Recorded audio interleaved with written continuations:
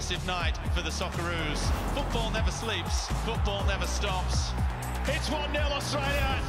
Brandon Barilla doing it for Australia. And hits it, what a strike! But never, ever right off the Socceroos. The Socceroos are back on Aussie soil, looking to take the next step towards stamping their ticket to the biggest football tournament on the planet. The second round of World Cup qualifying continues tonight. The Socceroos have already banked wins against Palestine and Bangladesh. Tonight it is Lebanon right here at CommBank Stadium. Hello and welcome to our coverage on Network 10 and Paramount Plus. My name's Neve Owens. It is awesome to have you with us and to be here alongside a couple of former Socceroos as well. Luke Wilkshire, Alex Frost. Lovely to see you both, gents. Evening, Nevo. Good to be here. Lukey, can I ask you about the Socceroos World Cup qualifying so far? In this second round of qualifying, 8 goals through 2 games. They've done everything required of them so far. Yeah, so far so good. Look, a 7-0 win in the opening game against Bangladesh put us on our way, and a little bit of a stumble past Palestine 1-0, but we got the job done. And look, now we've got 2 games here in Australia on home soil against Lebanon to get us through the next group. And Broski, in perfect football conditions here tonight. It's a gorgeous evening, and we know this is a side that loves playing on home soil. It is, and over the last couple of years they haven't been on home soil all that often. So every time they come home, it's a special occasion, not only for the boys but for the fans that get to show up and watch them, and they always put on a show. So hopefully we get something similar to what we saw down in Melbourne with a 7-0 against Bangladesh. Let's have a look at where that 7-0 and indeed the following game has us in the standings at the moment, because the Aussies, they sit top of the pops through round 2 qualification so far. They need to finish in the top 2 in this group to progress to the 3rd round of qualifying, and then the top 2 teams in each group in round 3 go direct to the World Cup. Lukey, 48 teams fighting it out in 2026 now, an expanded tournament. Surely direct passage should be a bit easier this time around. Yeah, look, we expect a direct passage, and look, it'll take a disastrous run for us not to get there. So look, I expect us to go on with it and qualify automatically. Let's have a look at who Graham Arnold is trusting to do the job for him tonight then, and check out this Socceroos lineup. Starting left back in every game of the Asian Cup was Aziz Bayic. He's out injured tonight, gents, so there will be a change to that back 4. We're going to see Kai Rolls on the edge, moving out of the centre of defence. Cameron Burgess, Harry Sutar still there, and that right back position still up for grabs as well. Nathaniel Atkinson gets his start over Gethin Jones tonight. Lukey, that's your old position, and it feels like we're still really trying to figure out who works there best. Yeah, look, it has been a position that's been up for grabs, and look, I thought Atkinson was fantastic against South Korea, and gets his start yet again. Gethin Jones, we know, yes, he's come in, but at the moment Atkinson's just got the nod. In the middle of the park, we'll see Bacchus in that holding role. Metcalf, Irvine, McGree in front of him, and Broski changes up front. Craig Goodwin, he's been ruled out with a virus. Cassini, Yengi and Adam Taggart get their opportunity to start. So it looks like a change in formation to a 4-4-2. It does, and look, I think with the way the group stages went in the Asian Cup, there was a lot of talk and negativity around our creativity and you know, the options we had going forward. And you know, you've got a guy like Adam Taggart who's in form at the moment, coupled with Cassini Yengi, who gives us size, power. He's in form with the goals he's scoring as well. And I think, look, it's great to see that we're going with two quality strikers up front. We saw in the Asian Cup that guys that were scoring and in form, you can be scoring, but if you're not getting the service, it doesn't matter. So I think the fact that we've got 2 gives us a bit more options. The delivery we expect from Riley McGree out wide will have to be good tonight. But otherwise, I'm excited about what these 2 can do together. Let's talk about that service then, because creativity in the midfield was something they were criticised for throughout their Asian Cup campaign. I thought we'd see Aiden Hustich, who's back in the squad. I thought we'd see him start tonight. So how much of that creativity will come back to Riley McGree? Yeah, well, look, Riley's been in and out of the Borough side. He scored 4 goals this year for Middlesbrough. It's great to see him back. We know he can create, and a lot's going to lie on him and Connor Metcalf. Obviously, we know Jackson Irvine will pop up in the box, will give us 3 in the box, but it'll be on Riley, Connor, and I do believe Atkinson going down that right flank to provide the service for the Taggart and Yengi up top. And to be fair to Jackson Irvine, he popped up time and time again throughout the Asian Cup to score those goals when it really mattered.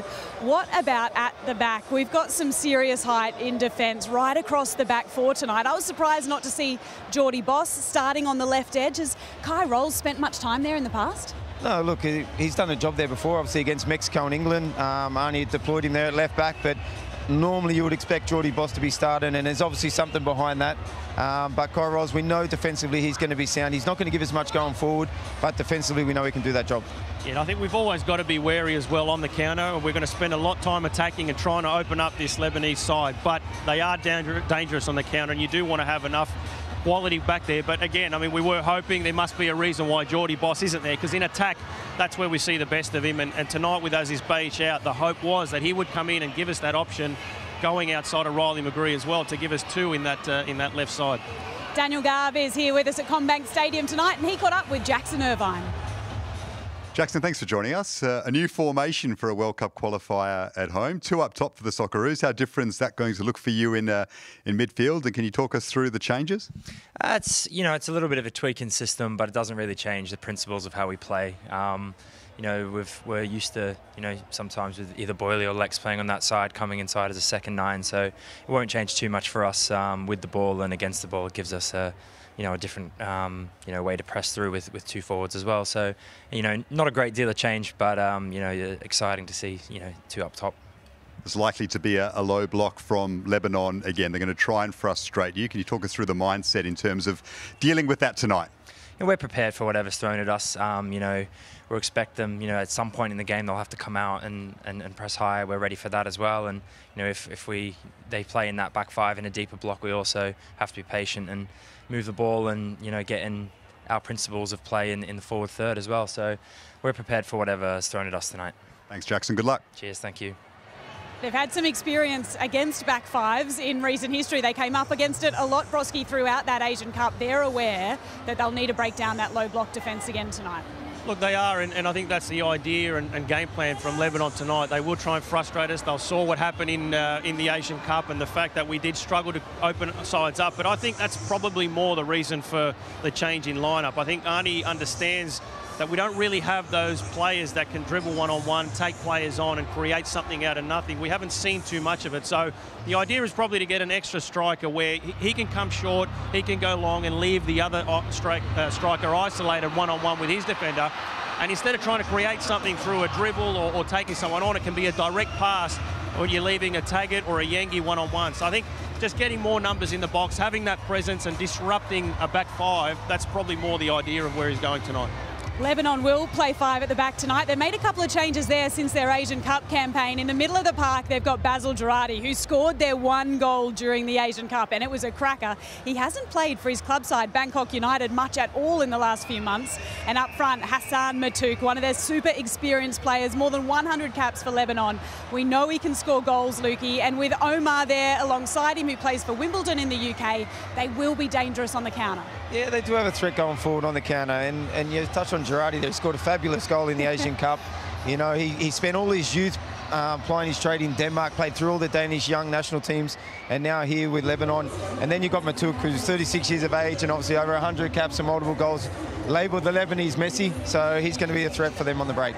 I'll be excited to see him in action. Let's get back to Daniel Garb now, because he's with former Lebanon international Buddy Farah. Steve, thanks so much. Yeah, let's find out a little bit more about this Lebanese squad with Buddy Farah, because he's a former star with Marconi in the NSL, the former Australian youth international, and as you say, a senior international with Lebanon. This must be a special night for you, Buddy. Exciting, Gubby. Exciting and surreal, mate. 20 years ago, I never imagined this would happen, so exciting night, and hopefully the boys do well for both teams. You've been in camp with the Lebanon team this week for a couple of days. What can we expect from them, and which players should Australia be wary of? Look, they've got a couple of exciting players. I think Walid Shaw anchoring the midfield will sort of be a stellar midfield performer in there, sort of cleaning up all the balls that need to be cleaned up. And the captain is obviously a threat, Hassan Matouk. He's been around the national team for some time now. He's a creative player. They're number 10. Hassan Soul on the wing.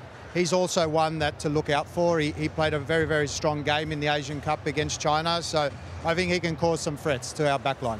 What about the fans? Talk us through the emotion amongst the Lebanese community here in Australia building up to tonight. Look, generally we're always going out to rugby league games, so it's always nice to get out to a football match and watch our nation play, especially on our home shore. So I think there'll be a big following, mate. Thanks, buddy. Great to hear from you, mate. Great to see you. Enjoy tonight. A foot in both camps. Thank you, mate. Cheers. Good luck to both teams. Garvey, thank you so much. It was interesting, gents, during that Asian Cup campaign that both teams played at very recently to hear the different perspectives on Graham Arnold and his approach. In Doha, the pundits thought his pragmatic approach was the best he could do, Broski, with the troops that he's got at his disposal right now. The response at home was a little bit different. Will we see a different approach throughout these qualifiers? I think we will, at least for tonight and for Tuesday's game. You know, again, and given the difficulties we had in the group stages, so we want to see a bit more creativity. Whether we get that or not tonight, the idea in having two strikers, we're going to see more chances, and we're going to get a lot more balls in the box, and that's where you want your Taggets and your Yankees, who are in great form. You want them, you know, causing chaos in that box and getting opportunities. That's what we didn't see a lot of. But look, against South Korea, I mean, that was probably our best game and the one that we ended up, you know, being knocked out in. So it was difficult to take, but I'm sure the boys will have learnt a lot. You know, all the comments they made, and in knowing how difficult it is exiting a tournament like that, they'll be ready for tonight and looking to prove a point. And the Aussies showed, Lukey, during that tournament just how difficult they are to break down. Defensively, absolutely they are sound, but it was going forward that at times they weren't creating enough opportunities for their attacking players. Yeah, for sure. Defensively, we're very solid. We know, you know, with Harry Suter, whether it's him and Burgess or him and Kai Rolls or whoever's there, you know, he's an absolute mountain at the back, and there's no doubt that we are one of the best defences, if not the best in Asian football, that's for sure. And it is the question mark is going forward, is can we create enough goals? And we talk about the two up top, the delivery, Jackson Irvine, who's getting in there, Riley McGree, can he create, can he score? Jackson Irvine going into the box, and you got Yengi, you got Taggart, who are good in the box. With him coming, that gives you three big threats in the box, so I'm sure we'll look to utilise that. Cassini, Yengi there warming up ahead of starting in this clash with Lebanon tonight. Let's hear from the boss now. Graham Arnold is with Daniel Garb. Arnie, thanks for joining us. And the Asian Cup done with, it's all eyes on 2026 now. Does it feel like a new phase for you? And if so, how have you recalibrated for it? Yeah, look, probably the things I was saying before the Asian Cup about regenerating the squad is, you know, came hopefully through thick and clear, because you know, we got some of the older boys out injured for this game. Obviously, Craig Goodwin and Matthew Lecky's still injured, and Martin Boyle, and these guys as his age. So it's the young ones that we gave a chance at the Asian Cup. This is a great opportunity for them. A new formation with that in mind. Two up top, Taggart and Yengi. Can you talk us through that decision? Yeah, look, I think you know, against a team that's going to play a back five, it's probably good to try and put a bit more pressure on them with two strikers. And Taggart's been in great form at Perth, and I was impressed with Yengi at the Asian Cup, and he gives us something different, especially physically and in one-on-one situations. So he deserves his start. No Geordie Boss, despite the two up top. Can you talk us through Kai Rolls being preferred over him?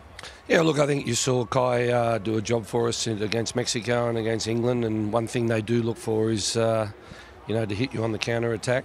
Geordie didn't arrive till 2 a.m. Wednesday morning, so he basically, you know, did a session Wednesday evening, and but he gives us that option off the bench. Thanks, Arnie. Good luck tonight. Thank you. Graham Arnold there with Daniel Garb, and an explanation as to why Geordie Boss, who was so impressive, Lukey, throughout the Asian Cup, isn't starting tonight. That travel can be brutal. It can be. Look, you know, there had to be a reason to not start Geordie Boss. You know, we want to see him play. I can understand that to a point, you know, especially with the game coming up in Tuesday and feeling that Kai Rolls can do the job, not to risk him. But, you know, he's an exciting young talent, you know, going forward defensively. We've seen him go over to Europe and take that stride into Europe. You know, it's like a duck to water without any problem. Scored a cracking goal a few weeks back, so it's great to see him back and look forward to seeing him on the pitch. And seeing him playing regularly for his side in Belgium as well, I think that's what we want. We want these youngsters to go away and get game time, and he's getting a lot of it. So I think the option that he gives going forward, again, to complement McGree and have two options of qualities delivery into the box, there had to be a reason, like Lukey said. So the fact that he's not there, I mean, does Rolls push on as high? Probably not. I mean, I think he'll leave McGree to get the service in. No, probably not, mate. He definitely won't be pushing on like a Geordie Boss.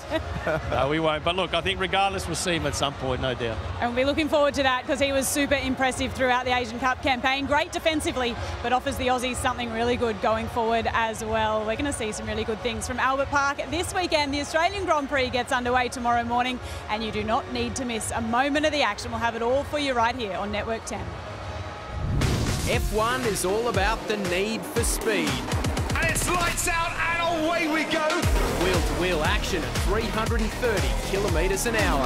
Around the outside goes Max Verstappen. And it's coming to Network 10. And it's absolute chaos on the restart. We'll bring you all the action from on and off the track as Albert Park hosts the world's best. What a moment in Melbourne. It's the Formula One Rolex Australian Grand Prix, live on Network 10. Chance for Martin Boyle to have a look at goal. Boyle deflects it in. Martin Boyle has his first international goal for Australia. Boyd towards the near post, glanced off the frame of the goal, and Martin Boyle says thank you very much. He has his second. Martin Boyle, and lucky! Oh, he's only been on the pitch for a matter of moments.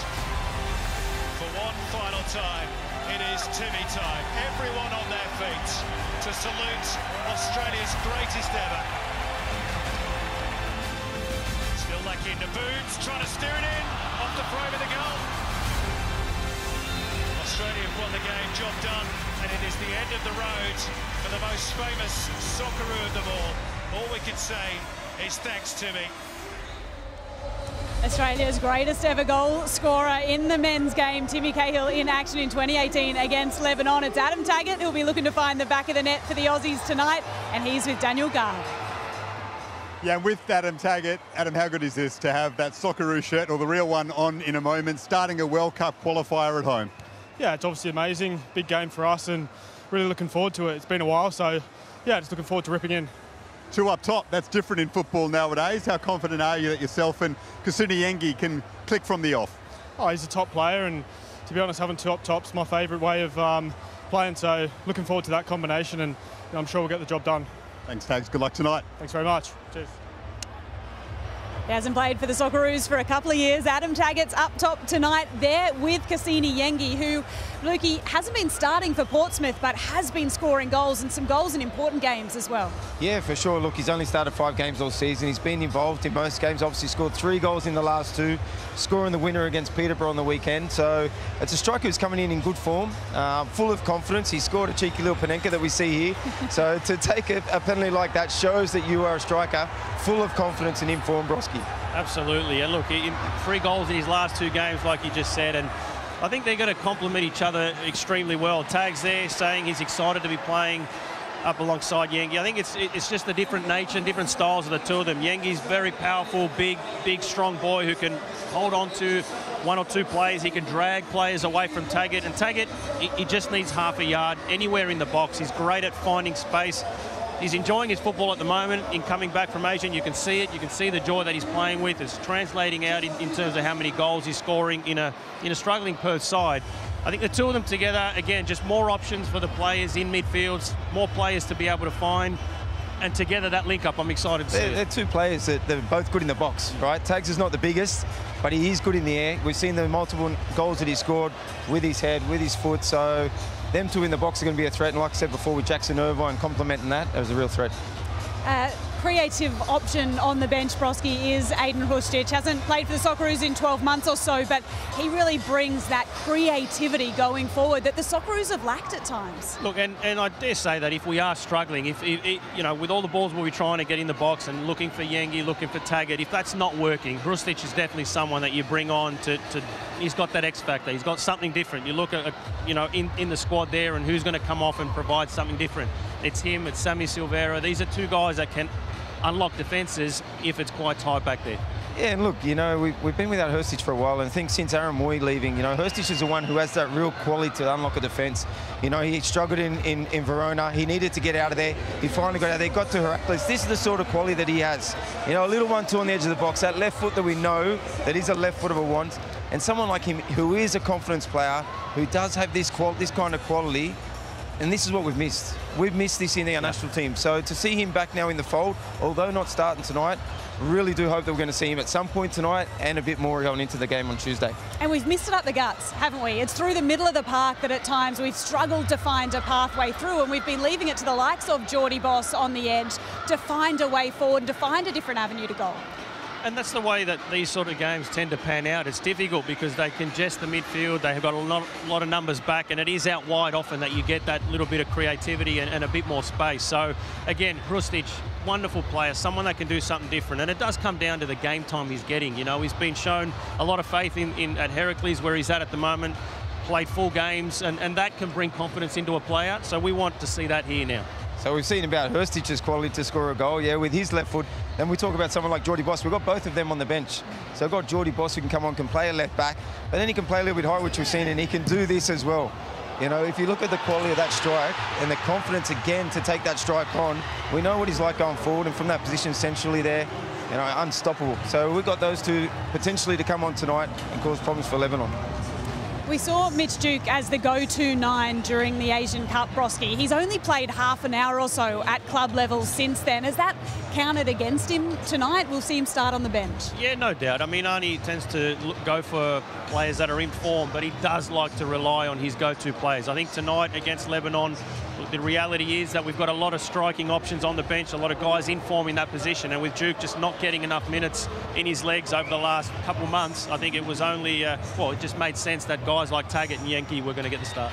Does it show as well that Arnie has learned things from that Asian Cup experience, and he is trying a slightly different formation, a slightly different approach tonight? Yeah, well, look, you've got to try something, right? And I guess this is the right time when you're at home. You're expected to win against Lebanon. You've got players who are in goal-scoring form in both Yankee and Taggart.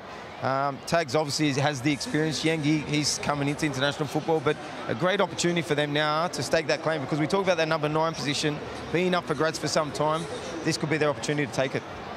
And this is the second round of qualifying. The Aussies have got 8 goals through 2 games so far, and goals are going to be oh so important over the next couple of games. Here at CommBank Stadium tonight, again against Lebanon in Canberra on Tuesday, as the Aussies look to take that next step into the third round of qualifying.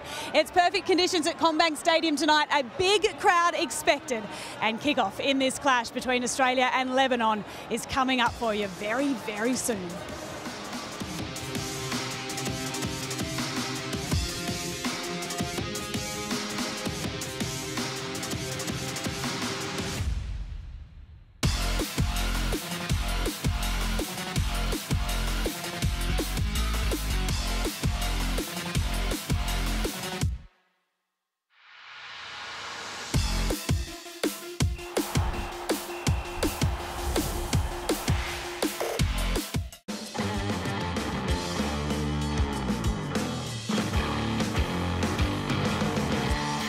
Goodwin delivers the free kick in. It's a good ball, and it's the opening goal from the towering Harry Souttar. Little dink over the top. That's a great run from Metcalf.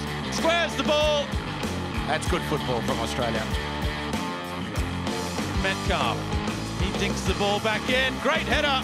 Mitch Duke. The header was quite brilliant, really. Here is Boss on the attack. McLaren is there. They've added goal number 5. Here's Miller again. The cross in. McLaren this time is there for his hat-trick. See if history's about to repeat. Goodwin's delivery. It has been repeated. Extraordinary. Goodwin to Souttar. Same result. 1-0 Australia. 8 goals through 2 games so far, and the second round of World Cup qualifying continues at CommBank Stadium tonight. It is the Socceroos up against Lebanon, remembering, of course, that the top 2 teams in this group at the end of this stage progress to the third round of qualifiers. Lebanon are in the tunnel here at CommBank. They are ready to go. Graham Arnold has made some changes tonight. Cassini Yengi and Adam Taggart get their chance to start up front. Gents, what are you looking for in terms of a start and a fast start from Australia tonight, Lukey? Well, we want a fast start. You want to try and look at the previous 2 games we've had against Lebanon. We've been able to score 2 goals early and go on with it. So we hope for the same again tonight. For sure, we're going to see a resolute Lebanese team. We're going to sit deep, are going to make it difficult, and it's going to be up to the Aussies to break them down. And a 4-4-2, Broski, which we think is for exactly that reason, to give Australia more opportunities to break down that low block. It is. It's more options up front. It's, you know, it's 2 guys in goal-scoring form at the moment, 2 different types of strikers, but both guys that, you know, given the right service, can score goals. So exciting that we've got 2 of them up there, you know, and again, a fast start is key, but Arnie will definitely be stressing that, you know, they need to be patient just in case it doesn't come. They do need to be patient, but you know how it is when you don't get that early goal and they're sitting deep, but Lebanon will get belief. So they're going to want to keep the Aussies as quiet as possible for as long as possible to frustrate them and build into the game and with confidence. Lebanon not without threats of their own, Broski. They've got Matuk, they've got Omar, both quick, both up front. The Aussies will have to be mindful of those counter-attacks. Of course, that rest defence, Arnie will be on to his defenders and midfielders all game. Even though we have most of the ball and most of the attack, he'll be on to our defenders about keeping an eye on their threats and making sure that they don't get the ball when we turn it over, but also pressing high. You know, that's a big key in the way that Graham Arnold plays and his teams play, that as soon as we lose the ball, we don't give them the option to play out. So no doubt we'll see a lot of that and a real high-tempo game from the boys. No missteps for Graham Arnold's side so far through qualifying. What do we see in this one tonight, Luke? No, look, I think we see a high tempo. Obviously, the Aussies back at home here in front of our home crowd. Arnie's going to want to see the boys go out, be positive, be aggressive, and he's shown that in his selection, having the two up top, so we look forward to a high-tempo game. How does it play out, Broski? Look, exactly like that. I think it will get a fast start. It may be a set piece, but I think with the quality we've got going forward, I think the boys will start well and get a couple goals tonight. Perfect football conditions this evening and a great crowd in for this game. The Aussies' record at home is impressive. They've lost just one of their last 26 World Cup qualifiers on home soil. There's been 3 previous meetings between the Socceroos and Lebanon. The Socceroos won both of the previous meetings 3-0. Can they replicate that tonight? Let's pause now for the national anthems of both nations before you hear from your commentary team tonight, Simon Hill and Andy Harper. For those who are able, would you please be upstanding for the national anthem of Lebanon?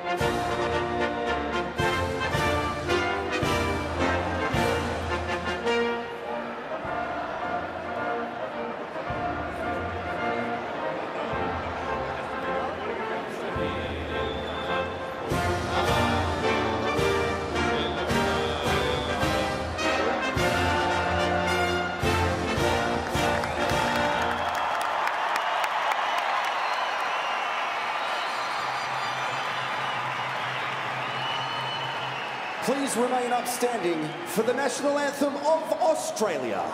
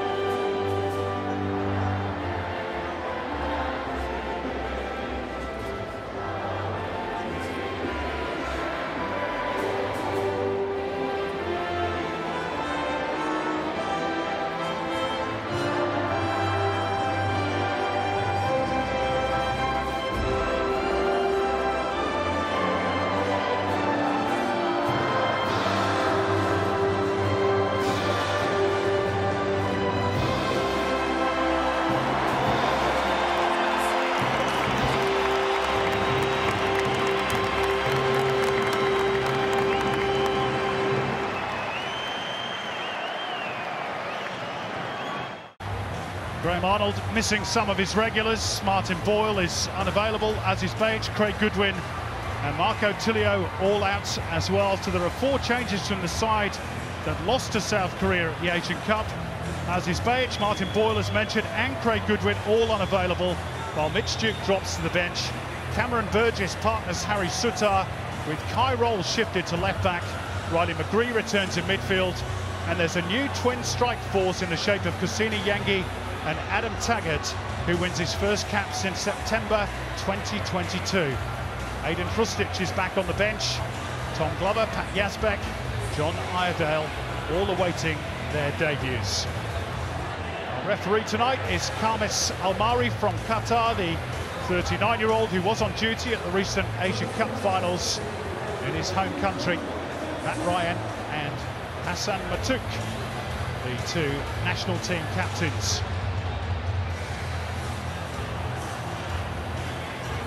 Both players the most experienced on show for their respective countries tonight, and Lebanon are missing 6 of their mainstays from the Asian Cup. Qasim Al-Zain and Jihad Ayoub are both suspended. Hussein Zain, Hilal El-Helway, Robert Melki and Sunny Saad are all absent as well. But veteran Hassan Matuk, as you've seen, is here to lead the team, as is Basel Girardi, who scored their only goal in Qatar against Tajikistan. They, along with AFC Wimbledon's Omar Shaban, means there's plenty of attacking threat. And former Central Coast Mariners junior Jackson Corey is on the bench, awaiting his international debut.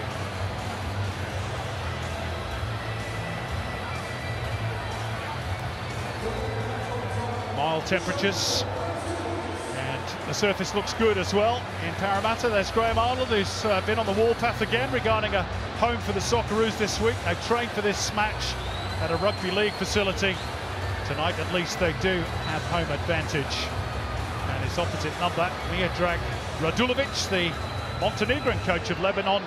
It's his second spell with the Cedars. He was in his first spell when his team lost 3-0 to the Socceroos at Stadium Australia back in 2018. So a quiet moment before battle commences.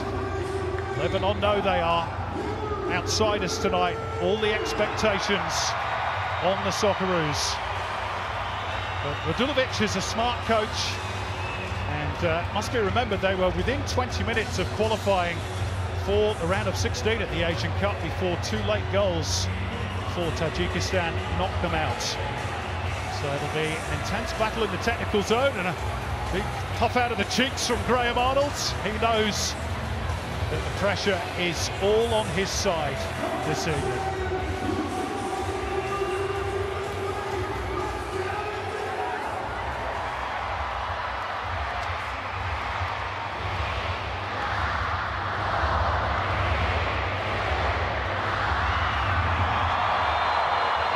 Lights, camera, action. Step 3 towards the World Cup in North America in 2026. A night when the Socceroos perhaps have a chance to prove they can find solutions to defensively minded opposition. Andy Harper. Very good evening, Simon, and to everybody watching. Australian men's national team go about their World Cup qualifying paces here in Parramatta. Lebanon will be sticky customers and do pose a threat. Australia understandably heavily favoured to win this game, and if they can match up the points tonight and Tuesday, one would expect they can plan for the next stage of qualifying. Yeah, this of course a double header. Maher Sabra is the Lebanese player down. Brandon Taggart, to fancy, was the man who charged into his back. Might not have played tonight, but for all those absentees, they are particularly shorn of defensive talents, especially the 2 Melki brothers, Robert and Alex. And those 2 suspensions that I mentioned as well, Qasim Al-Zain in particular, is a regular in their back 3, or a back 5, if you want to put it that way.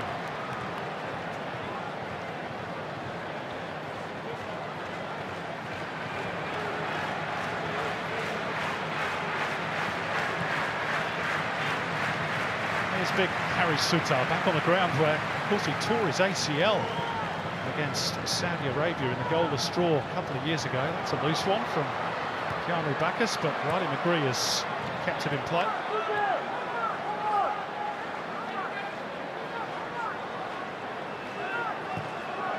Ty Rolls playing left back, a role he has played before for the national team. Played there against Mexico and England. clip ball over the top, and Taggart was asking for a foul. The referee was well positioned and said nothing doing. And this is Hassan Matukas. Lebanon look to spring forward, and there'll be a big roar from the stands whenever they do. That's a foul on Ali Tanish. A hefty kick too from his Socceroo opponent. So Taggart goes down in the box. There's a little bit of an elbow in the back, whether it's a coming together of the players or the referee thinks it's not enough. Yeah, there's a nudge, isn't there? There's no doubt about that. Yeah. Riley McGree just sticking his boot in on Tanash. That little transition from Lebanon, just an early indication that Australia need to be very mindful as they're pushing forward. Walid Shaw's free kick is straight at Matt Ryan, winning his 92nd cap tonight. Closing in on Brett Emerton on the all-time list, who is the next man above him on 95.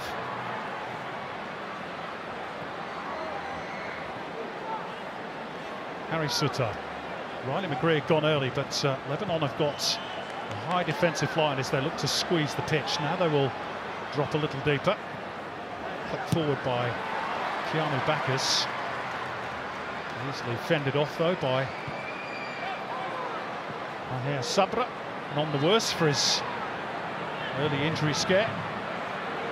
And Burgess to bring it forward for the green and gold. Into a little pocket of space for Conor Metcalf. He's hopeful of promotion to the top league in Germany with his club side St. Pauli, who Jackson Irvine, who's on the ball here, also plays for, of course. Currently top of that league by 5 points. That one goes astray from Rolls. But given straight back to the Socceroos by Hassan Sroor and Bacchus. And Bacchus has curled one in at the ground where he made his name with Western Sydney Wanderers. Did he mean it? I don't think anyone cares. It's his first international goal, and it's a priceless early lead for the Socceroos.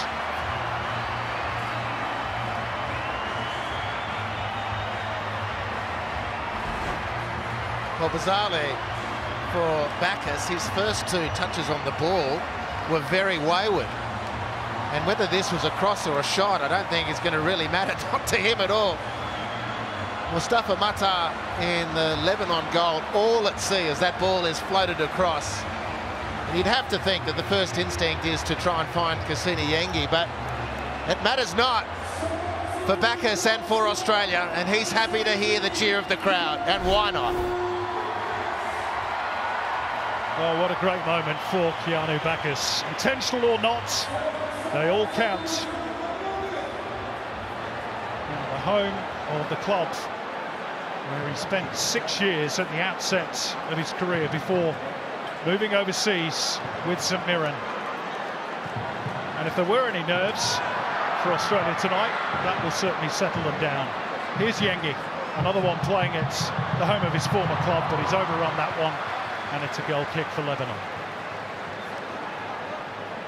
Well, Lebanon coming into this game, the main thing that they were wanting to do, to state the obvious, is just to frustrate and hang on as long as they can, grow into the game and just get under Australia's skin. And that goal has double the impact, I guess,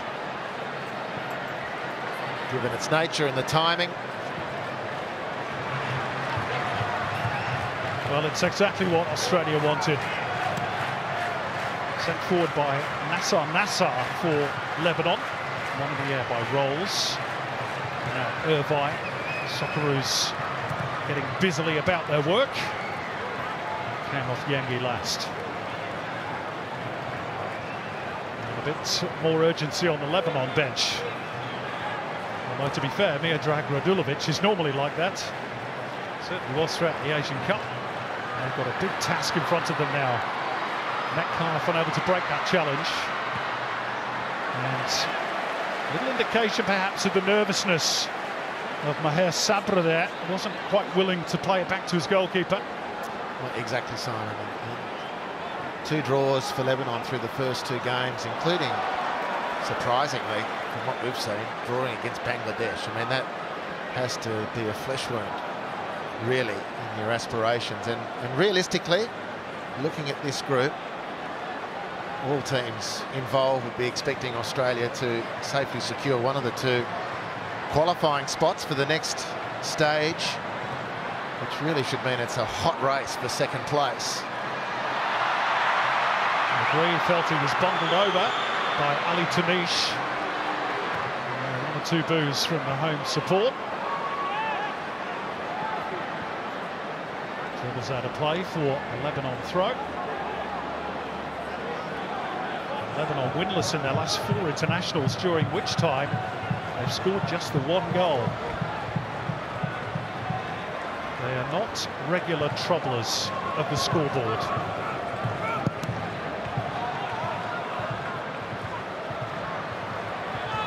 Off the head of Rolls.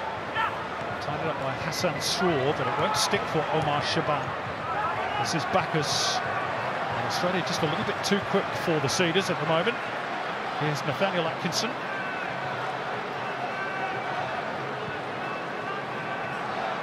Burgess, who made just the 1 start at the Asian Cup in the 1-0 win over Syria. Punched out wide by Bacchus for Atkinson. Back through Sutar. And Burgess again. Leaves it for Rolls. Wide left is Irvine. Beyond him is Metcalf. Early delivery towards the near post. Lebanon managed to deal with that, for now at least, but they've given it away. Irvine's cross. Adam Taggart looking to turn and shoot. Instead he plays in Atkinson. The ricochet will favour Bacchus here again, who's in the mood. Well, the ball set up nicely for him. Excellent movement across the front line by the Tali pair, but here's the effort as it eventuated. Set up so nicely for him. And then his eyes lighting up on that last occasion because of this one, which is what separates the teams in this World Cup qualifier. His first international goal in his 18th appearance.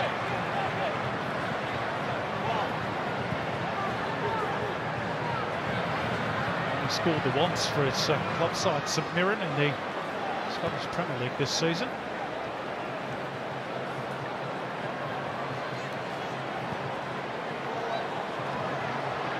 A bit of space for Metcalf to advance into.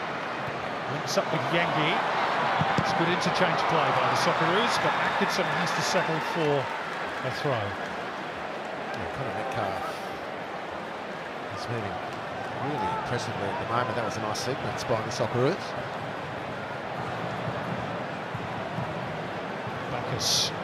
Just about managing to find the right angle. Back to Burgess.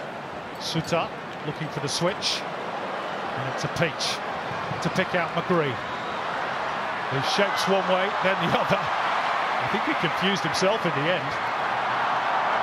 And Nassar showing he's got a trick or two as well. And that's clever from Omar Shaban. And the ball's still alive for Lebanon.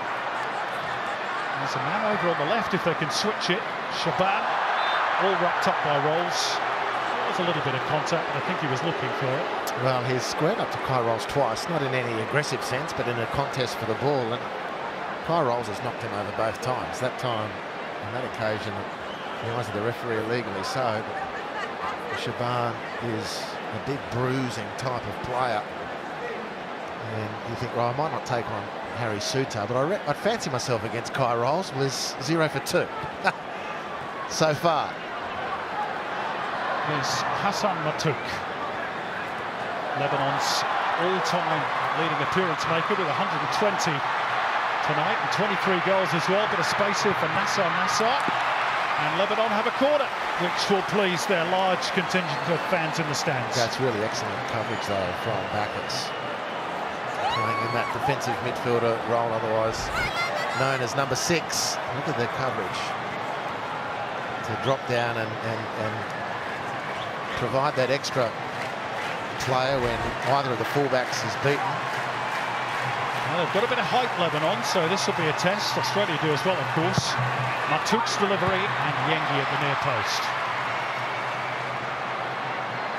Hassan Nasser.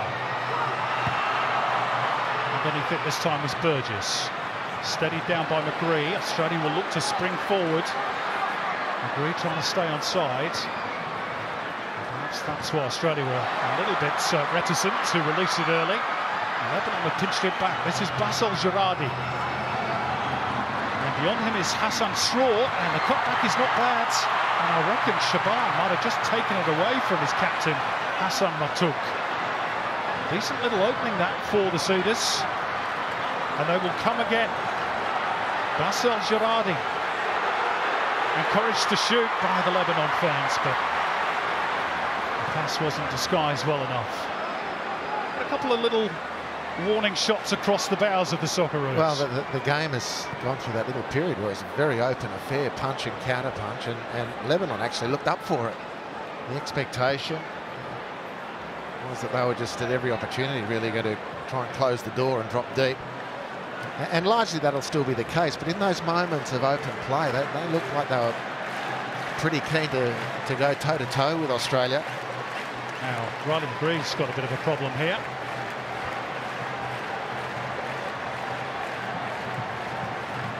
Just having a word with the Australian medical team.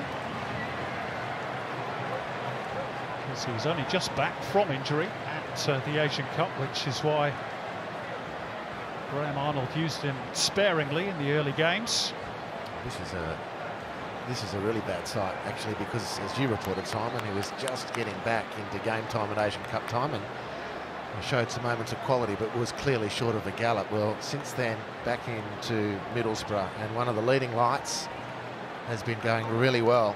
This will be a setback. Let's hope they've got whatever the problem is done early. Well, by the looks of it,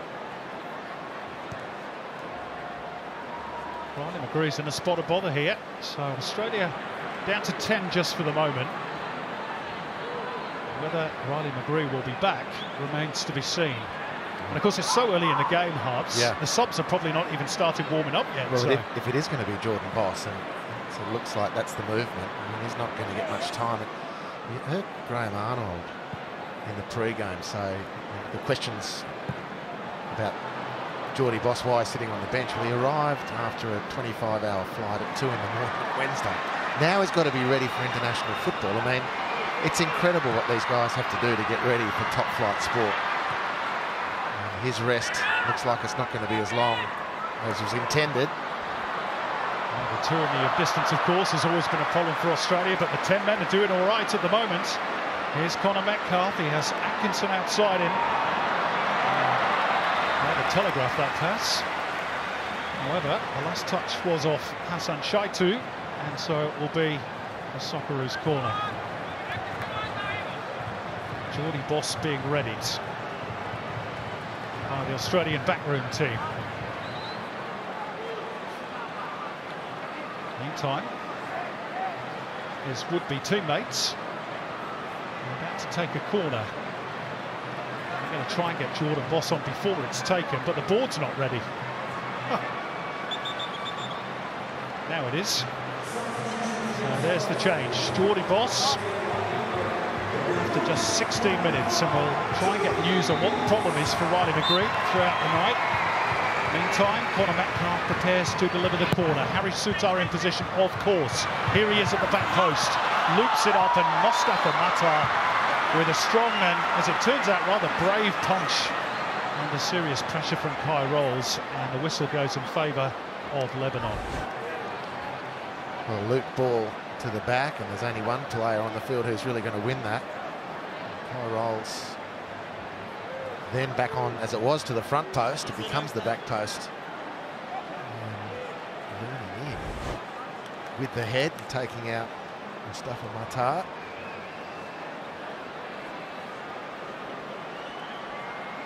So another player requiring treatment.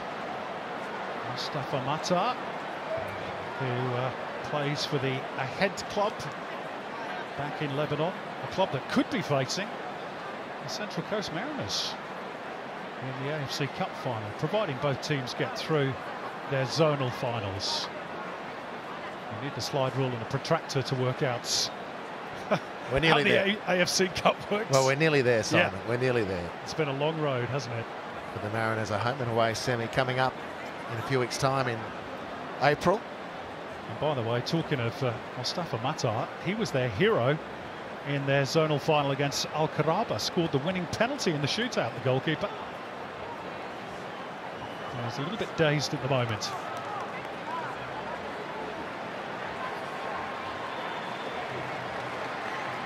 Looks to be good to go.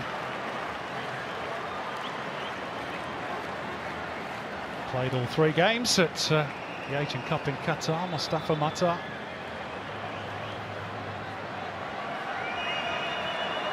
Very much the number 1 after the erstwhile custodian. Mehdi Khalil, who's on the bench tonight, suffered an ACL injury. It's a nice turn from Nasser Nasser. Now Hassan Matuk. Enough pressure applied by Burgess. Getting touched by Taggart, and in his attempts to win the ball back, he has fouled Maher Sabra.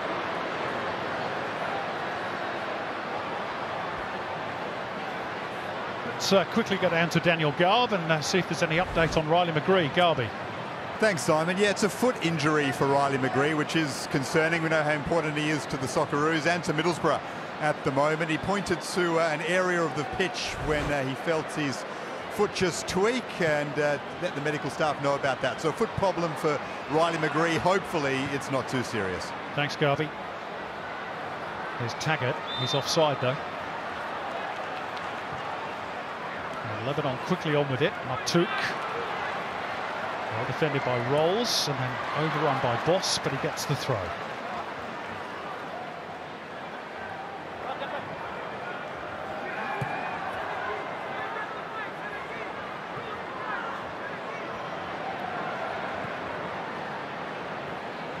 Suter. It's a turn off Metcalf. One for Adam Taggart to chase.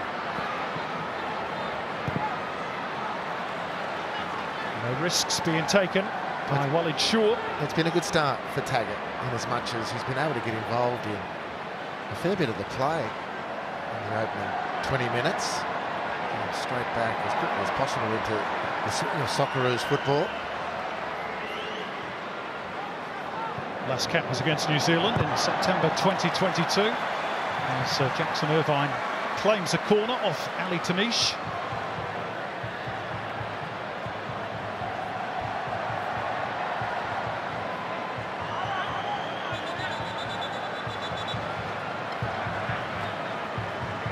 The referee's just going to hold up the corner for a moment. Let's have a conversation.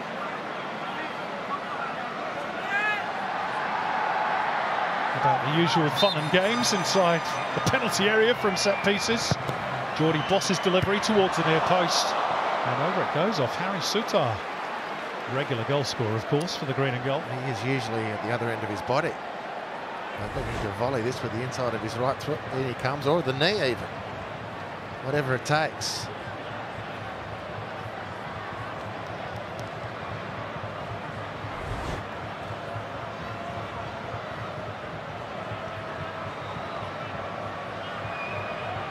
So far it's been relatively comfortable for Australia.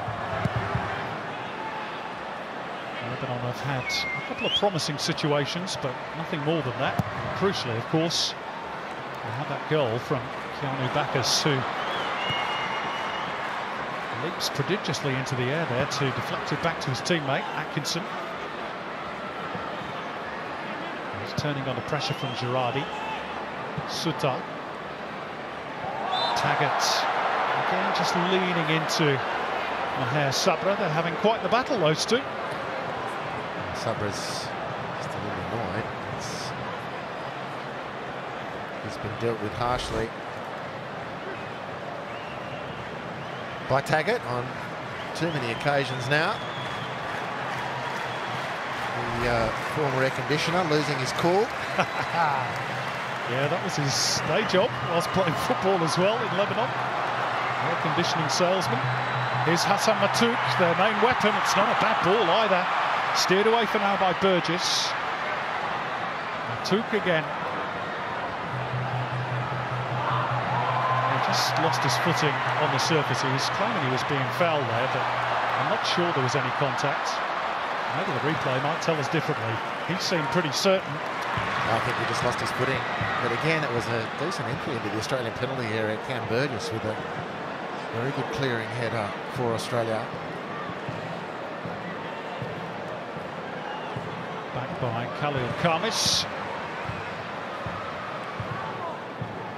He's on the ball again now for Lebanon. Omar Shaban. Too heavy. Unfortunately for Lebanon, just that little bit of lack of quality from Shaban. Understandably looking for Basel Gerardi in shirt 22. He is a talent, a real talent. And if you're Lebanon, you're looking as soon as you get any chance at all to try and release Gerardi, which to his fairness to him, that's what Shaban tried to do with the last opportunity, but mishit his pass. Completely out of favour, by the way, Basel Gerardi for his club side Bangkok United in Thailand. He's played only one game since the Asian Cup, and that was in the AFC Champions League against Yokohama F. Marinos off the bench. Harry Kewell's new team, of course.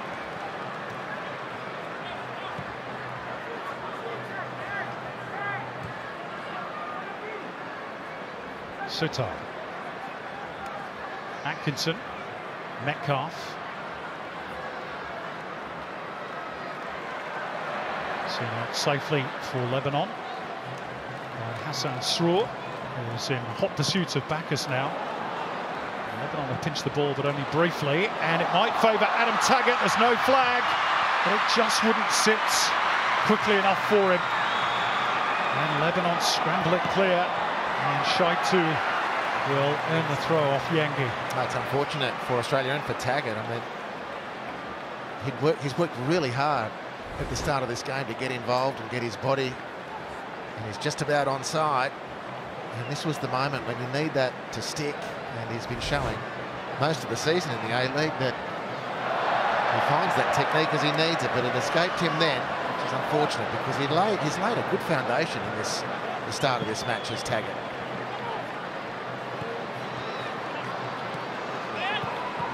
It's very tight over on that far side, but Australia reluctant to give up the ball. Adam Taggart's last international goal, by the way, was the last goal scored by the Socceroos before the long COVID break. The winner against Jordan in November 2019. Yangi dispossessed, and there's no foul. Ali Tanish will poke it out towards Hassan Matuk. A bit of a nothing ball from the Cedars skipper. Easily fended away by the Socceroos. Nice angle ball by Atkinson for Bacchus, and now Irvine.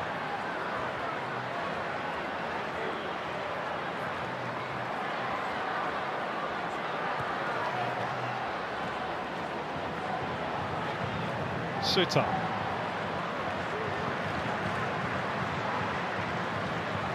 Burgess for Rolls.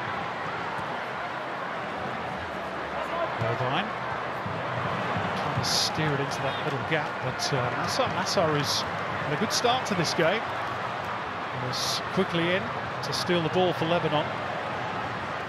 Not able to stick hold of it for any decent length of time.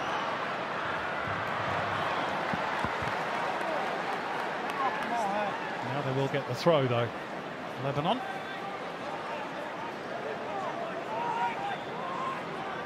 And in total have won just 2 of their last 12 internationals. The last one was pre-Asian Cup friendly against, strangely enough, the eventual finalist Jordan by 2-1. So it shows that they are a decent side, the Cedars.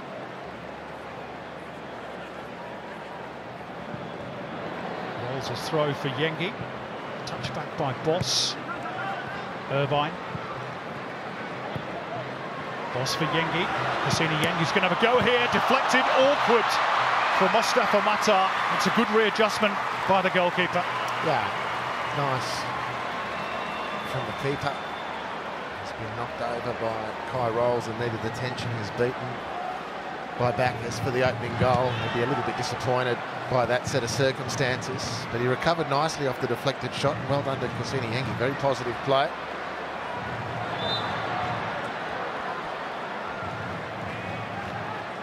Foul on Adam Taggart.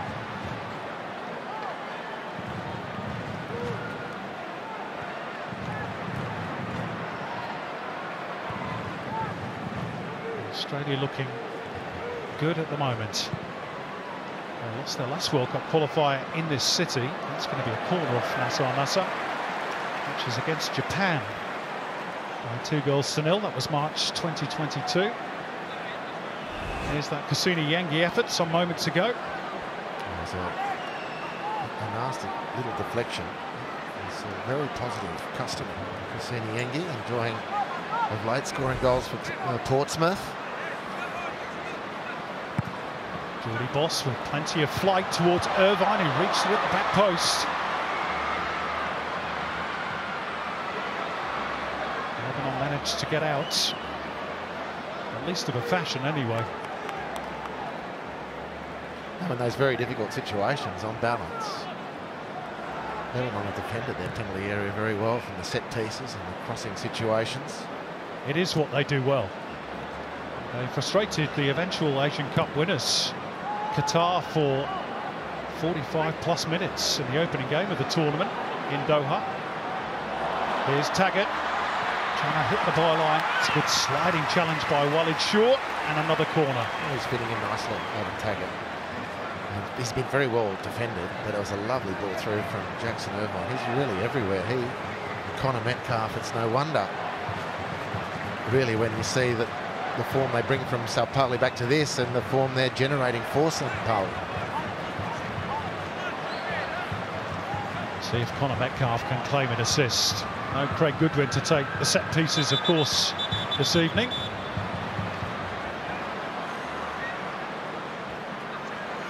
Referee not happy again. Just reminding the players that he's got his beady eye on them. Sitar jostling for position. Metcalf's delivery. Lebanon deal with that, and they're going to get a free kick as well for a foul on Khalil Khamis, which the home fans don't appreciate.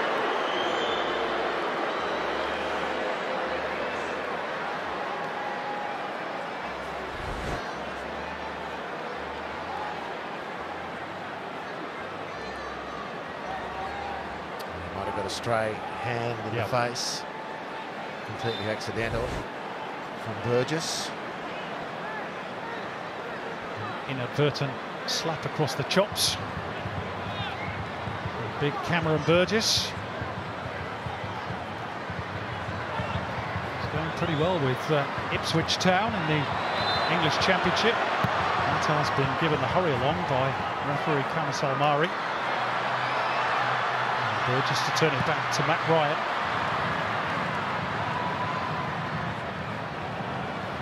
There's a foot race between Sam Shaitu and Keanu Bacchus. And it's Lebanon who get the throw.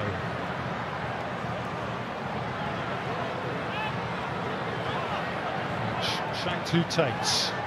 This is Ali Tanish. Another throw, this time off Metcalf. Girardi. Sam Shaitu in close attendance. It just didn't quite work out for the Cedars. Sam Shaitu, another player, probably wouldn't have played. And some of his compatriots been fit. Nassar is the usual left wing back for Lebanon, but he's switched over to play on the right. And that's because Hussein Zain is unavailable. Here's Rolls. That's an intelligent ball brought down here by Taggart. Again, wouldn't quite sit for him. Lebanon struggling to clear their lines. Irvine resets it. Geordie Boss. Irvine, Yengi and Taggart both waiting. And in the end, it was Maher Sabra who got the crucial touch. It was really excellent defending too. From Sabra, it's a teasing ball this from Jackson Irvine, and you really thought Kusini Yengi was going to nail it, but really excellent defending. Yengi appreciates the effort, but it was wonderful work from Sabra. A succession of corners. Metcalf again, flatter this time, headed on at the near post by Irvine. Cam Burgess unable to get the final touch. It's an escape, this one. It's Kai Rolls on the near post. It was Kai Rolls. With the glancing header. And Cam Burgess is in the right position. It's just on him too quickly. A near thing.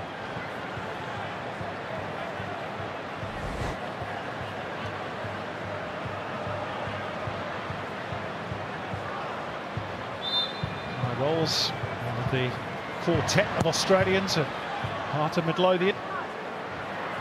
They're going pretty well in Scotland, third place in the Scottish Premier League.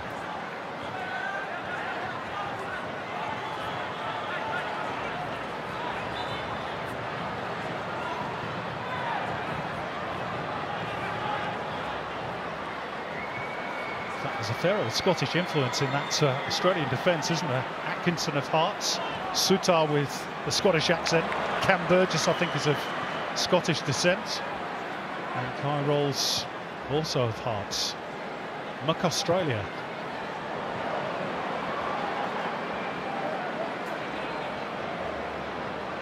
So really playing in kilts.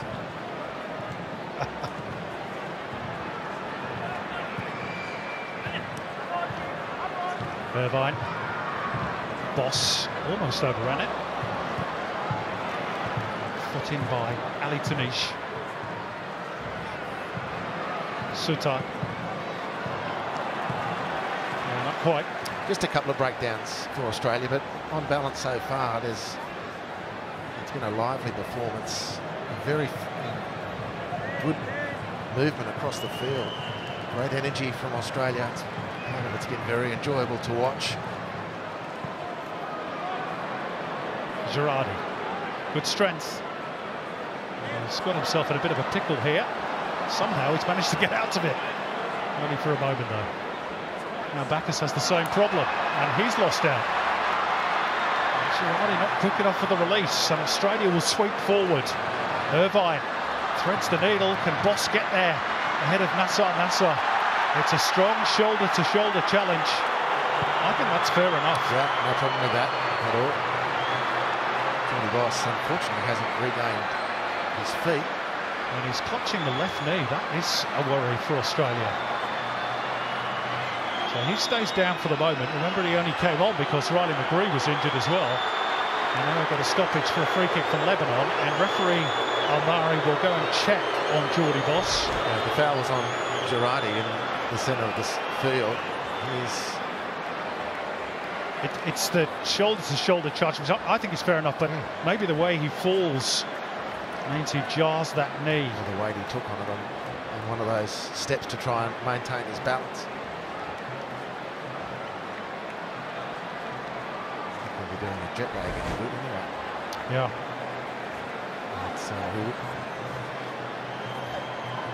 A young guy making his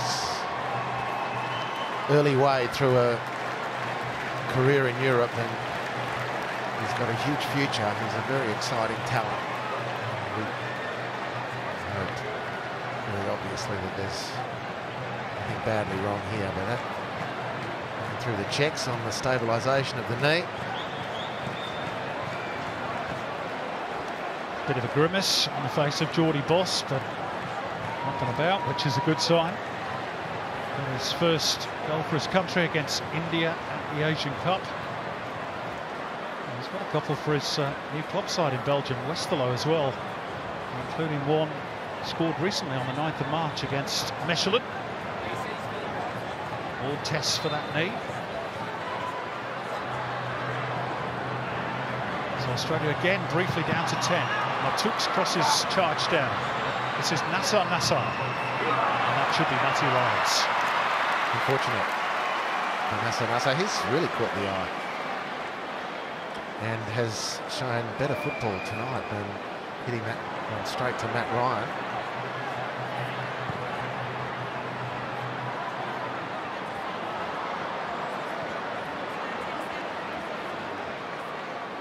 Atkinson.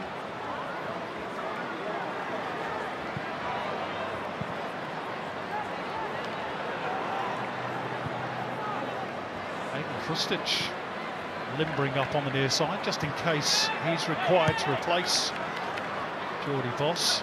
I've not seen Krustic for a while.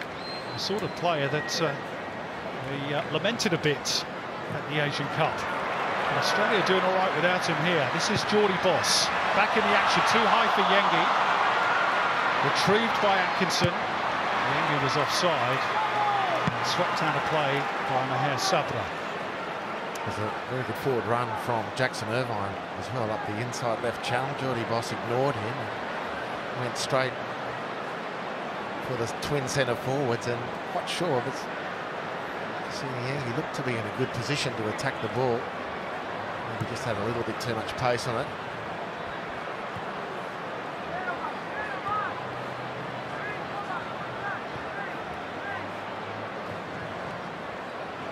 First of a double-header against Lebanon, of course. They play in Canberra on Tuesday. It is nominally a home game for Lebanon, but not able to play in Beirut due to the security situation, of course, in that part of the world at the moment.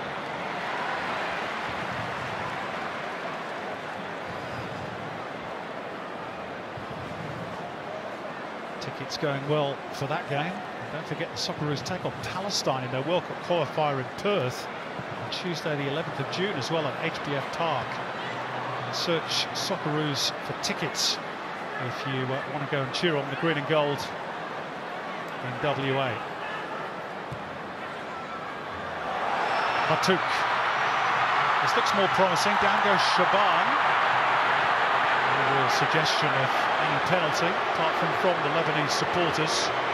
Shaban still down.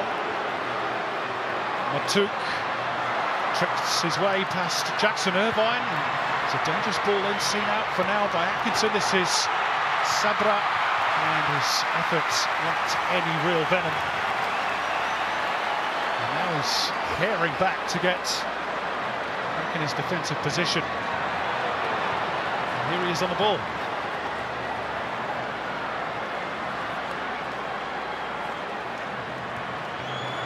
Showing they're not just here for the experience. Yeah, they've had a couple of very promising situations around Australia's penalty area, just like that little bit of quality. And even then, when Sabra broke into the box, it was 100% for effort. It just didn't have the quality to really test Matt Ryan. Forward towards Omar Shaban, who falls heavily again. Now that is an unenviable task, Simon, don't you reckon? A ball clipped in about chest height, and on one side you've got Harry Suter, on the next Cam Burgess. Are there two better doormen in football at the moment? Yeah, the nightclub bouncers. Now Jordy Boss is down on his seat of his pants again. Daniel Garb, what's the issue? He hasn't looked comfortable since he suffered that knee injury. We don't know how serious it is, but while he tried to play on, he was limping the whole way through while trying to run back. He pushed on valiantly, but you could tell he was far from 100%. He kept glancing over to the Socceroos bench and shaking his head, saying, I've got to come off. He tried to push through a couple more times, but eventually he has succumbed. So you'd imagine there would be a substitution here for Australia. Aiden Rustic was warming up as we saw before, so you'd imagine that would be the change. Rustic for Boss, and this is a concern. We know how bright this talent is for Australian football in Jordy Boss. Hopefully this knee injury is not too serious. You'd imagine he would be substituted. Apart from that, a wonderful atmosphere down here at CommBank Stadium. It took a while for the crowd to get in because there was a lot of traffic in the area, but any concerns over a small crowd, well, they have been certainly allayed because it is packed. It feels like it's 90% or so inside CommBank Stadium at the moment. Lebanese fans, as you can imagine, making their presence felt, but plenty of green and gold in the stands as well. And that should be the case on Tuesday night as well in Canberra. I can tell you tickets are selling fast. There aren't too many left. They are confident of a record crowd for a Socceroos International in Canberra on Tuesday night for the return game. Great stuff. Thanks, Garby. So Aiden Rustic back in a Socceroos jersey for the first time since he appeared against Argentina in June of last year. He's had his problems, of course, Harps, both with injuries and with his clubs as well. Well, it's like it's a little bit of repeat with the commentary, because terrible to see Riley McGree go, but great to see Geordie Boss in. Terrible to see Geordie Boss go, but great to see Rustic back. This is a hammer blow for two players, but it's a very big welcome back for Aidan Rustic, who is playing in midfield. So Connor Metcalf has moved over onto the left wing now. And the way the game is basically unfolding, Nathaniel Atkinson is virtually playing as a right winger anyway. Here's Irvine, clips the ball into the box. Back in by Sutar. Flipped off the head of Khalid Khamis. Lebanon struggling to get out. Here's Rustic. First involvement. Now playing his club football in the Netherlands with Heracles. After a pretty big fallout with Hellas Verona, his club in Italy. Atkinson trying to dart through that little gap, but quickly shut down by Maher Sabra, who's had a good first half for Lebanon.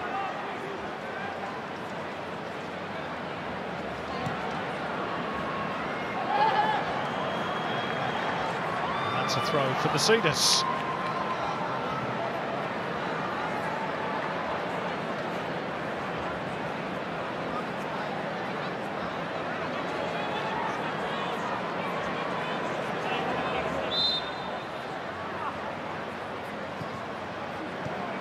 By Jackson Irvine, and it favoured Taggart. And Yengi will drive towards the penalty area. That's an important challenge, just to hold up Cassini Yengi. And Walid Shaw has gone down on the back of it. He was reaching, and he knew he had to make contact to stop Cassini Yengi's progress. And it's caused him a bit of damage, apparently.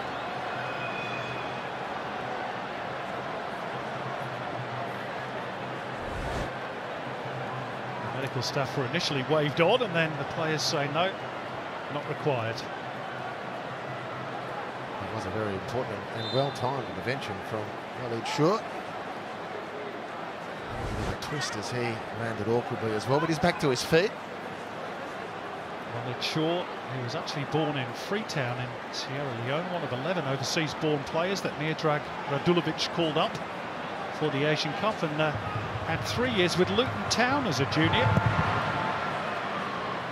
Didn't make the grade at Kenilworth Road as we move into 6 additional minutes at the end of the first half. And injuries aside, Harps, so far it's been reasonably good for Australia. They could do with a second goal. Yeah, look, I think Coach Arnold will be pretty happy with a lot of what he's seen. There's been some really terrific movement around the field. They've been very tenacious defensively around the centre circle. Lebanon have shown a bit too. Cassini Yengi's turned the ball over. Girardi trying to make progress. Does well to avoid the oncoming Aidan Rustic. Hassan Shaitu with the cross. And Harry Sutar at the near post, tidying up for the Socceroos. And then a nudge in the back of Taggart from, you guessed it, Maher Sabra. It's been going all evening. He's been waiting to get one back, I think. It's a pretty crude challenge. And Adam Taggart, I reckon, saw him coming and stuck the backside out. Good experience. He's got a dead leg as a result. I just think from an Australian viewpoint,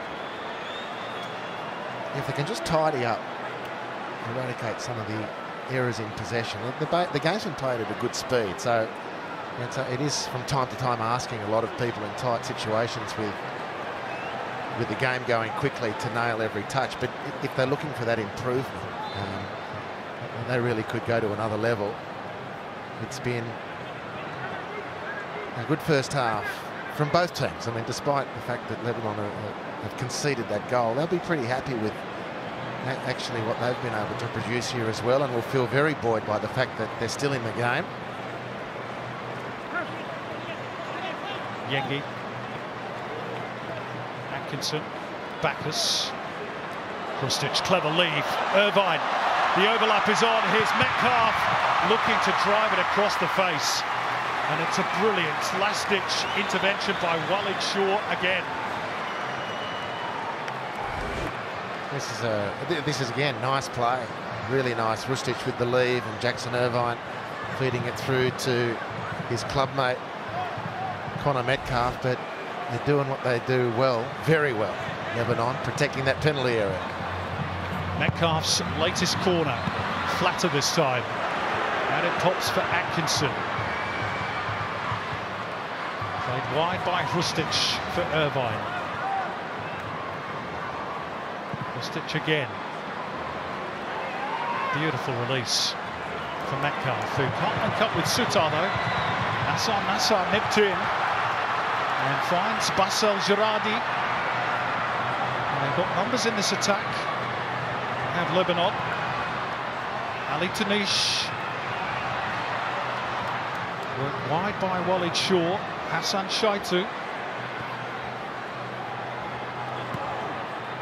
Girardi. That initial momentum has somewhat slowed. And they're back with Walid Shaw. He's looking for that little diagonal run from Hassan Matouk. Heavy touch by Bacchus. Some careless stuff at times in possession for Australia. Nassar. Matouk. And into throw-off rolls. And there have just been these little glimpses for the Cedars, without really putting Matt Ryan under any real pressure. Metcalf wins the 50-50. Beautiful weight on that, but it's just got away from Taggart. And here's Sabra. Again, wasn't about to risk playing the back pass to his goalkeeper. Hassan Straw, not clever enough to get around Atkinson. Irvine. Yengi lets it run in anticipation of Metcalf arriving in behind. He was trapped by this man, Nassar. Hassan Straw. Shaban. Bassel Girardi. Not quite on the same wavelength. The opportunities have been there for Lebanon. It's just been the execution of that final ball. And I think the field has opened up on the occasions where Australia has made an error in possession or a controlling touch has been too heavy. And that's, I'm sure, will be at least a focus at half-time. Because it is creating a little bit of opportunity and space for Lebanon, who are playing with plenty of spirit. Now can Australia find that second goal before the break?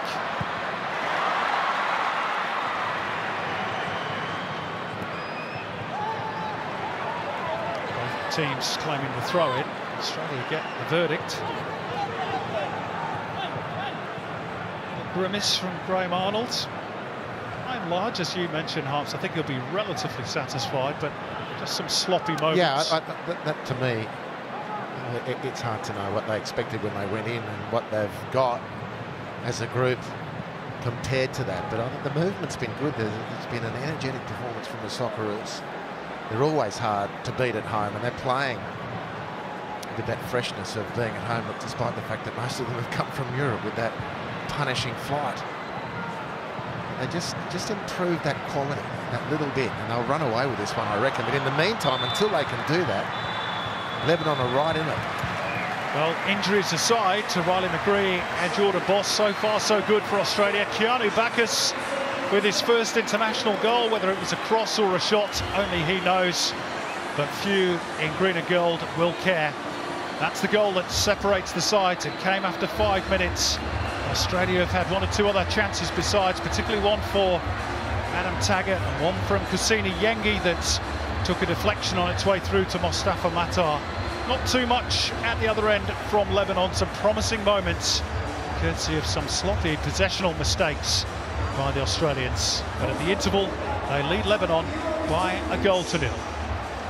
We're off to a break ourselves. Back in a moment with all the first half analysis with Neve and the guys.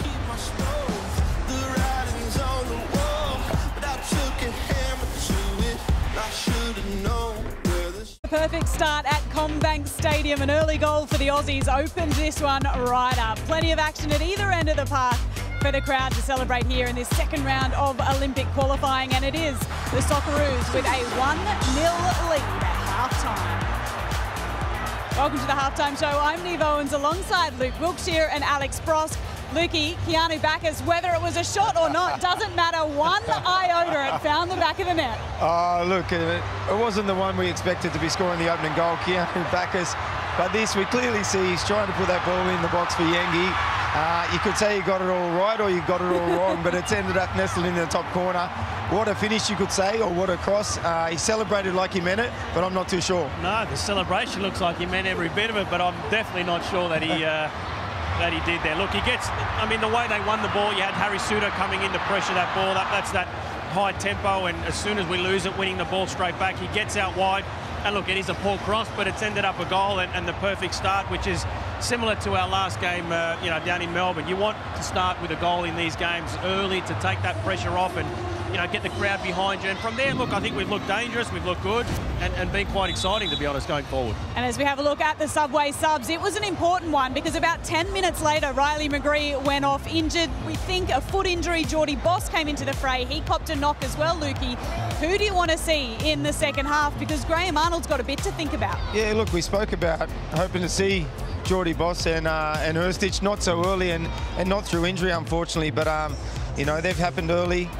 We move forward. Look, we'd love to see someone like Nisbet, who's in the squad for the first time, to get an opportunity, and someone like Sammy Silvera, who's also very excited and has had limited minutes. Yeah, that's right. And look, I think if Yengi and Taggart, after a couple more minutes, if they don't get, you know, too much happiness, then I'd like to see someone like Borrello, you know, get himself back into this national team and get himself on the score sheet. Second round of World Cup qualifying continues after the break. The Socceroos with the lead at CommBank Stadium. Can they drive that advantage home in the second half? It is lively. Lebanon well up for the contest, but the Aussies 1-0 up at half-time.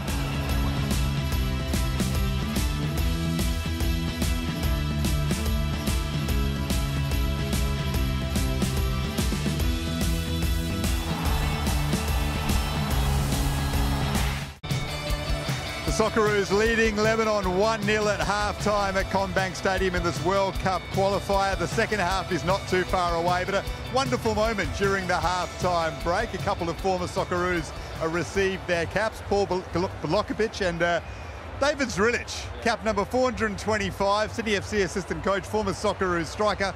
What a moment that is for you, mate. Your partner was here, your little girl's here, your parents and your sister. Talk us through how special that was. I tell you, it's great what the Federation are doing to recognise Socceroos, to make this, you know, like a culture. I think it's great. It's an honour. It's been the biggest privilege of my life to play for the Socceroos, and now to be recognised like this, fantastic. Well done, mate. What about the first half? You'd have loved seeing two strikers up front, surely? That's right, that's right. Look, I tell you, it's a little bit a tricky first half.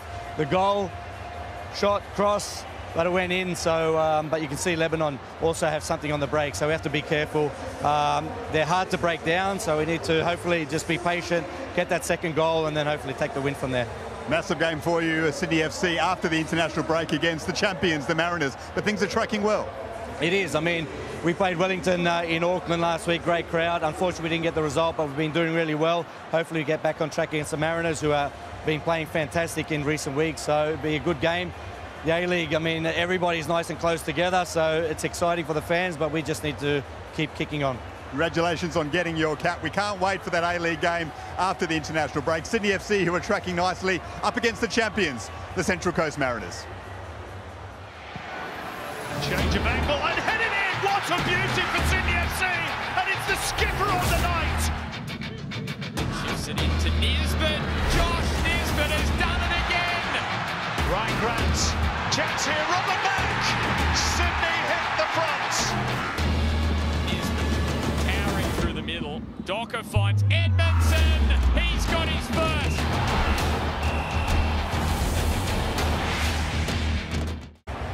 Second half not too far away.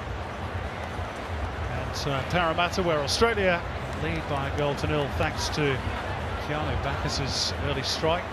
Good to see the kids enjoying themselves in the stands. You can kick off your football journey on one of Football Australia's many Roos programs.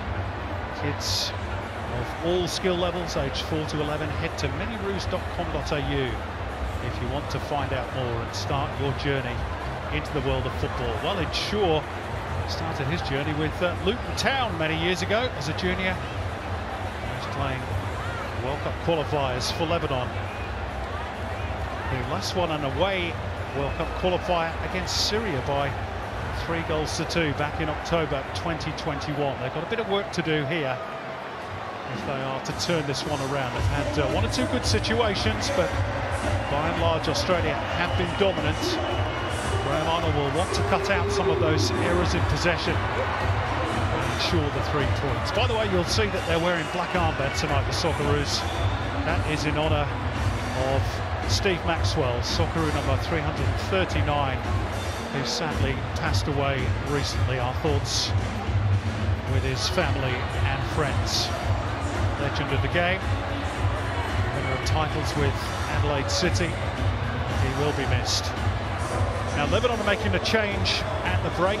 Hassan Sroor has been replaced by Ahmed Haidar, who's another one from the Ahed club. So the Central Coast Mariners will be keeping an eye on some of these players in case they play them in the AFC Cup final.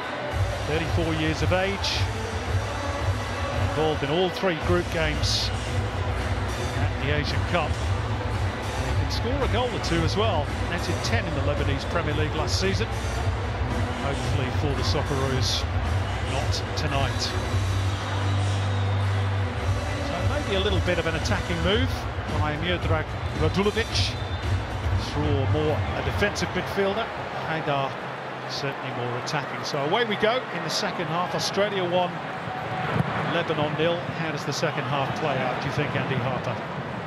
Well, I'm going to assume that Australia's approach will be much the same. And let's see if they can just polish 1 or 2 things up a little bit.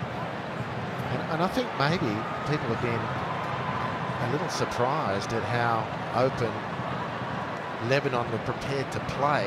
Now, that might, of course, be driven by the circumstance of conceding that goal and really wanting to get the draw out of this game, which was their stated aim at kick-off. But I thought it made for a good first half, and both sides can point to some positive aspects of their game, and now see if the half-time chat can lead either, if not both, to that next step. Yeah, it's been very watchable. Those 3 attacking players for Lebanon, Shaban, Atouk and Girardi, still need watching, particularly with Mohamed Haidar now playing centrally and looking to prompt them. Australia would love the security of a second goal. It's a nice release by Cam Burgess for Atkinson. Now Hrustic takes over and looking for Yengi at the back post. And it was well defended by Khalil Khamis. And now Lebanon can get out, but that ball needed to stick for Omar Shaban.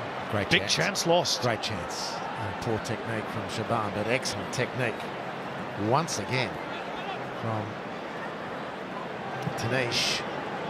Catching a couple of the midfielders for Lebanon tonight. Tanish was excellent there. Nasser, the 2 of them have had real moments. Omar Shaban, 9 goals in 35 games at AFC Wimbledon, but that's League 2 in England. This is international football. Hrustic, a rangy sort of a ball to pick out Metcalfe, who wants the return off Irvine. Angle wasn't quite open. This is Bacchus, slightly behind Metcalfe. He's done well to keep Australia moving forward.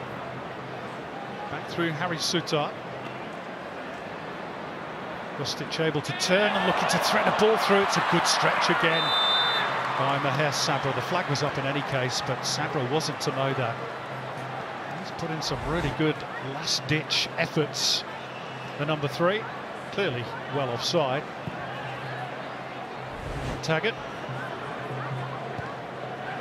looking to build upon that really profitable season for Perth Glory. 15 goals in the A-League.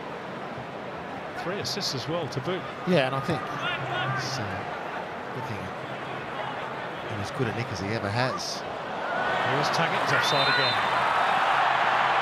Tagged up some good positions. And Hrustic has hit the ground running, hasn't he? He's really twisting and turning and threading passes. That left foot of his.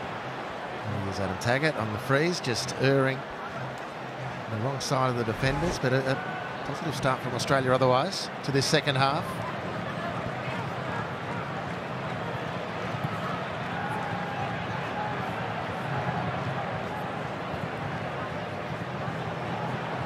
Away rather cheaply. Karmis and Taggart's away. He's offside again. That's 3 times in the space of about 2 minutes. Got to watch that last line of defence. It was tighter than the other 2. Yeah, I think he's probably on for that one.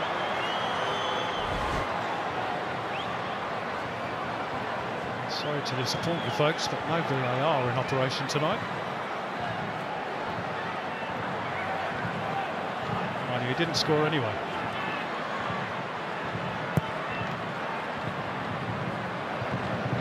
Off the head of Metcalf, and then the chest of Yengi. Rolls beaten to it by Matuk. Who thought that his team should have the throw. At first glance, I have to say, I agree with him. It's gone Australia's way.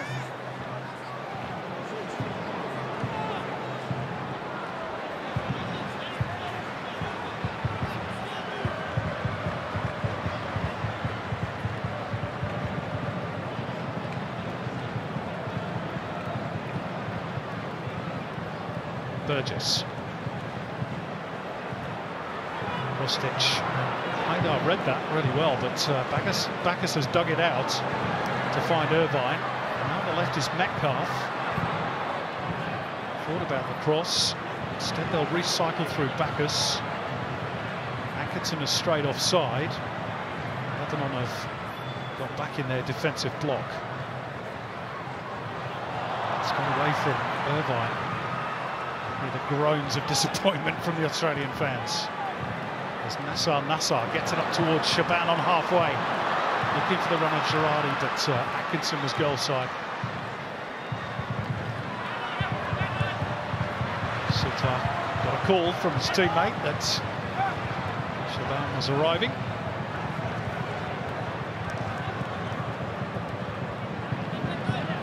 Australia have kept 7 clean sheets in their last 9 internationals.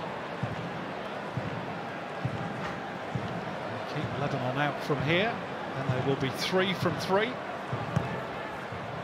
Start of the second round of World Cup qualifying. Still one more phase to go, of course, with extra spots on offer from Asia to qualify for the expanded World Cup. Bacchus trying to pick his way through midfield. Wanted to take the free kick quickly as well. Lebanon will not have a mind to let them.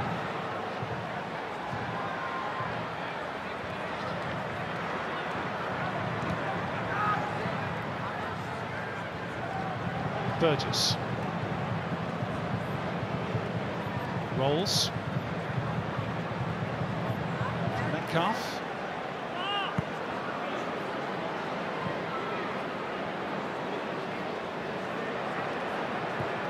Burgess for Suter.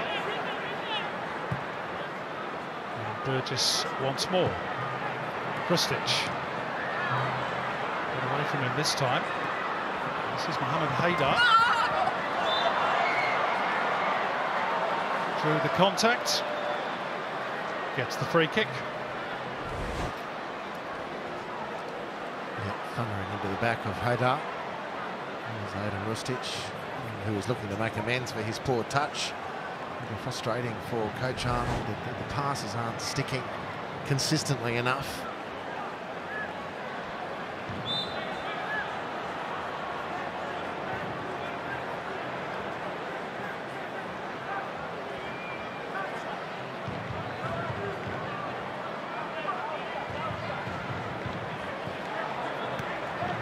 Lebanon perhaps sensing that the longer it remains 1-0, the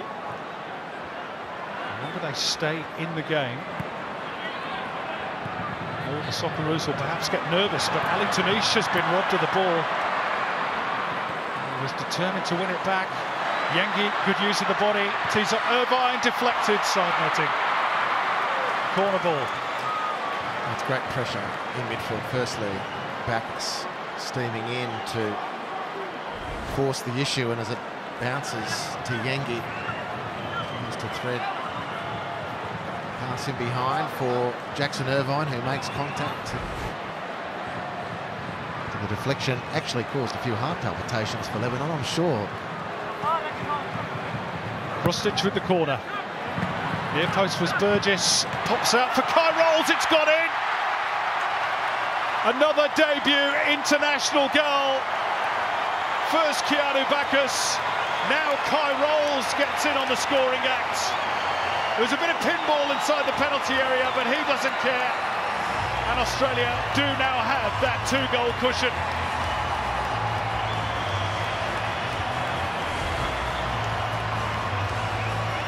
Well, the corner curling away, and Lebanon normally defending these situations so well that they couldn't react. Kai Rolls could, to score his first goal for the green and gold. Mr. Consistency has now added goal scoring to his resume. What a great moment for a guy who doesn't make many waves around the place, but rarely, if ever, lets his team down. His first goal and his 19th international. I'm sure we'll have a few family and friends here to witness that moment as well. Now it really is a mountain to climb for the Cedars.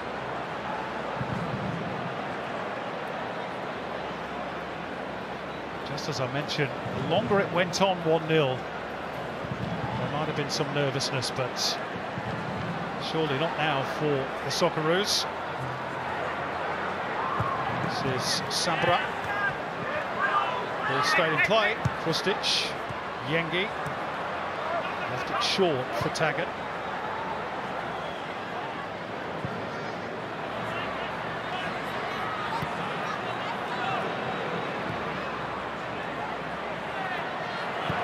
For Matar, just about managed to get rid in the nick of time, as Cassini Yengi was closing him down very quickly. Played wide by Haydar. They're good enough to get out here, Lebanon. The answer is no. Metcalf drops here for Bacchus, and here's Yengi, and then Taggart really get the tower.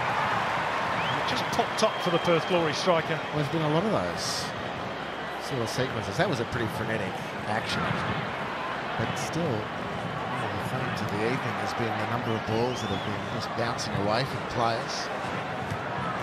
So what Australia are doing very, very well at the moment with their energy, closing the field up. The pressing has been very good. Bacchus has been excellent. Irvine too. The recovery now has been very astute. They've won the ball. It's great efficiency from Australia in winning the ball back. Basil Girardi fancying that he might have been bundled over from behind, but the referee says no, and there's little gaps starting to appear, and Taggart looking to exploit one. There's support here from Atkinson, but it wasn't a good ball from Taggart. Ali Tanish to sort things out for Lebanon.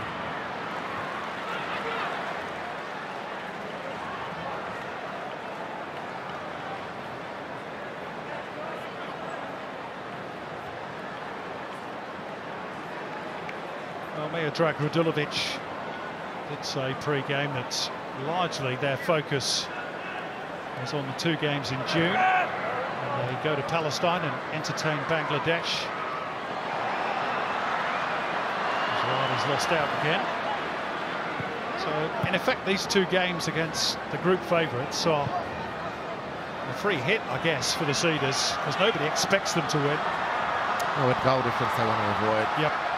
Copping too many. Australia just beat Palestine by the solitary goal. So they're already in deficit if it's a Palestine, if it's to be a Palestine-Lebanon race for second spot. And you'd fancy it would be. Yeah. With no disrespect to Bangladesh. Here's Metcalf. Yengi. Oh, lovely from Krustic. And again, Adam Taggart not quite able to settle on the ball. And the chance disappears as quickly as it arrived. Natuk backed into a bit of a corner here. Turns the ball over once again. Good pressure from Australia. Metcalf. Rustic. Little dink over the top. Starting to play Aiden Rustic. Here's Yengi.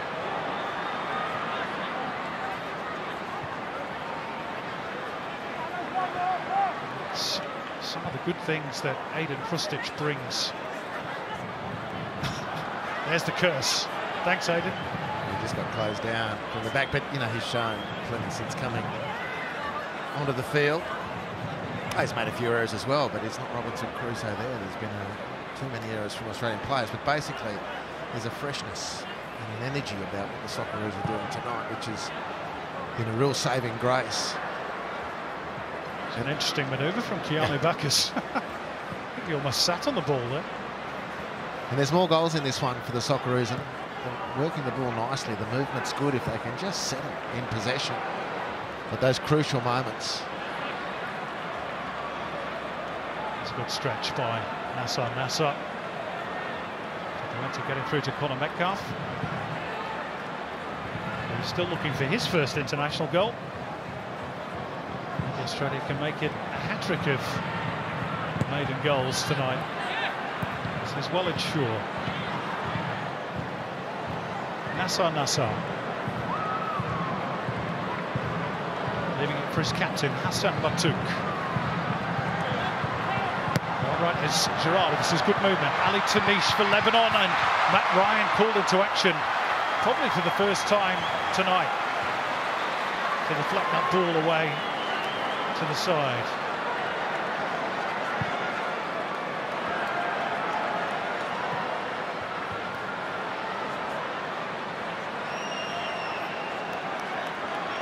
Remember the Australian goalkeeper having much other meaningful work. No, that's the most meaning. He's had to put into an action. He did have to fall on anything from Sabra in the first half, but there was nothing in it. And you know, those moments from Lebanon, from time to time, they do threaten that type of action. Tanish with a good effort on goal. 50-50 between Haydar and Atkinson, and here comes the yellow card for Nathaniel Atkinson for a high foot on Mohamed Haydar.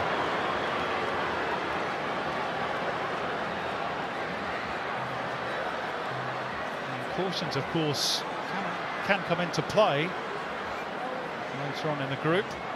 That's why Lebanon are missing 2 players today due to disciplinary trouble. He did try and pull out, didn't he, Atkinson? But yeah, but it's still still a foul. Yeah, I don't have a problem with the ref doing that one. And then just before then, of course, Tanish forcing some very good work from Matt Ryan. And, you know, Simon, Lebanon have been pretty bold in this away game against Australia, whose home record is phenomenal. But that hasn't really deterred Lebanon. They've really been up for it. When they look back at the nature of the goals they've conceded, they'll be very, very frustrated. Now, that's not to say, upon balanced view, that Australia aren't at least a couple of goals better team. But the circumstances of the particular goals, which do separate the teams, will be very frustrating for Lebanon. You talk about that home record for Australian World Cup qualifiers.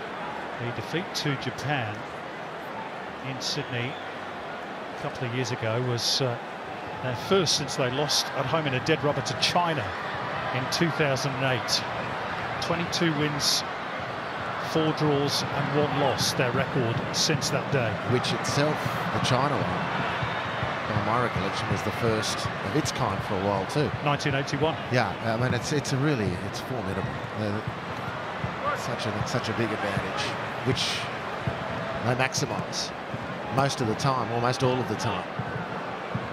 And they've looked good tonight for large parts, Australia.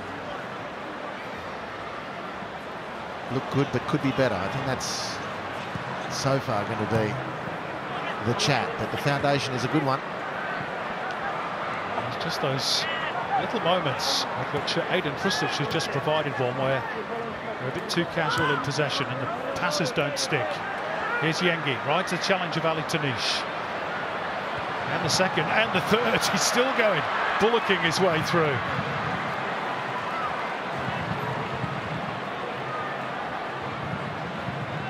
before his run is eventually brought to a halt.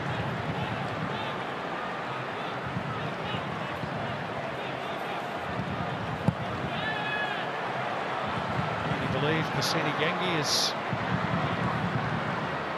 perhaps the next generation number 9 for Australia. Are you of that school of thought, perhaps? Well, he's certainly making good of his opportunities so far. Looks like there's going to be a couple of changes. Another couple might get the chance up front to show what they're made of. Yeah, John Iredale is standing by for his debut, and Mitch Duke is with him. Lebanon are going to make a change as well next break in play. Meantime, Mohamed Haydar has dispossessed Keanu Bacchus. This is Hassan Shaitu.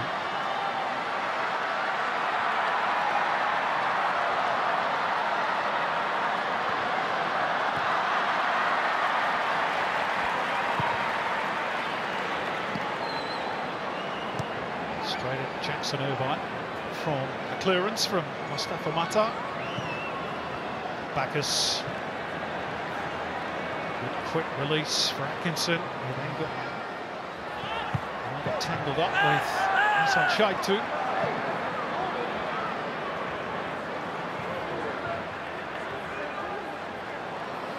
Burgess. Space here for Metcalf. Nassar across, but Metcalf has skipped past him. And hands it up at the back post, where every attacker had been drawn to the near. And here are those changes. And for Lebanon, it's the end of the section for their veteran skipper. Hassan Matouk is going to be replaced by Daniel Khoury, who's a Mexican-born player of Lebanese descent. His father was born in Lebanon, plays in the Mexican 2nd division for Atlanta. One of many in this squad from the diaspora. But if this is the last we are to see of Hassan Matouk, we should pay homage to perhaps the greatest player in Lebanese history. Yeah, that's a well-made point, Simon. He's been fabulous. He was good again tonight. Certainly hope we get to see him again on Tuesday night. No reason to expect we won't. So 2 strikers off, Kusini Yengi and Adam Taggart. 2 strikers on. Mitch Duke, of course, we know all about, particularly at this venue from his days with Western Sydney Wanderers. John Iredale, we know a little bit less about. It's a debut. Socceroo number 640. Player plays in Germany for Wien Wiesbaden. Was part of the Asian Cup squad, but didn't feature. 24 years of age, and Graham Arnold knows him well. He gave him his senior debut when he was with Sydney FC against Darwin Rovers in the Australia Cup. And he's quickly into the action here, Iredale. And he wanted a corner, but he's going to be disappointed. Showed a good turn of speed. And the move with him to Europe to help him pursue his career. And he gets his big breakthrough here. Another very proud Australian family watching on.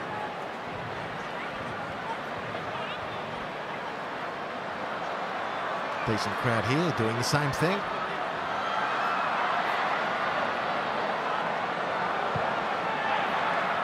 Turned back by Sabra, and Iredale will put pressure on Mustafa Mata, and he very nearly got his reward. This is Ali Tanish. Good turn. Sabra for Shaitu. Gets it back off Girardi.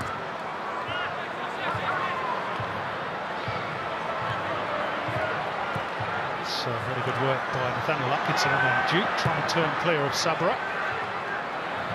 His turn to have the running battle with the Lebanese number 3 after Adam Taggart's departure.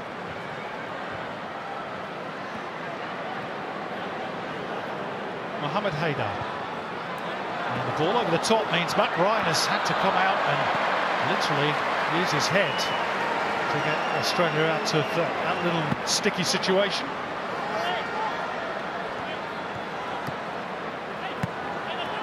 Haydar. Brought down by Duke. Jabbed forward by Fustic. Settled down by Irvine. Worked wide by Duke for Metcalf.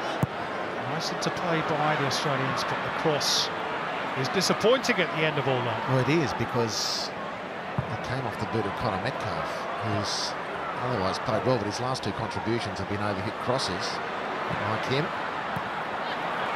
Iredale's pass can't find its range either. Forward towards Shaban, but he's beaten to it by Suta. And has stayed down Omar Shaban for Lebanon. Iredale for Bacchus.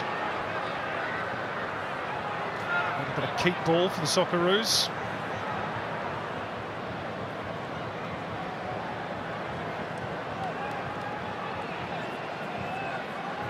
Rather sportingly, it would appear Australia allowing Omar Shaban to get back to his feet before they picked up the pace. That was my reading of it anyway. I think very chivalrous. Jackson Irvine and Aiden Rustic. Did they do that at the World Cup finals? What if they weren't feeling so comfortable? Here is Omar Shaban. He gets the foul this time. Quickly down to Daniel Garb for news on Geordie Boss.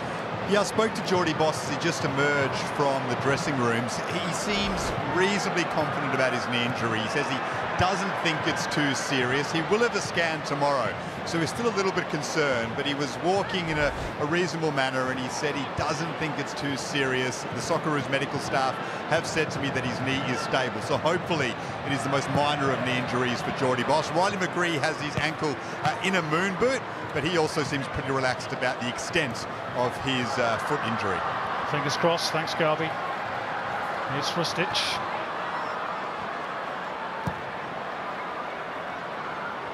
Rolls, giving it away to Ali Tanish. Touch back for Mohamed Haydar. That was the moment really for Lebanon to go. Try and put some pressure, but really seemed to have the belief. Through Walid short. And back from Kamil Kamis for Mata. Goes long looking for Daniel Kuri. There's Ali Tanish. Hassan Shaitu. Haydar.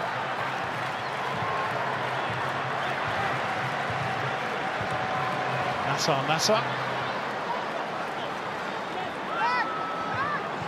Kamis for Kuri. There's a little spell of possession for Lebanon. Haydar. Walid Shaw. And a little nibble. And the ankle produces a free kick for Lebanon. Yeah, we've seen a couple of snippets from Azil Girardi, just his quality. This little turn there, out of trouble.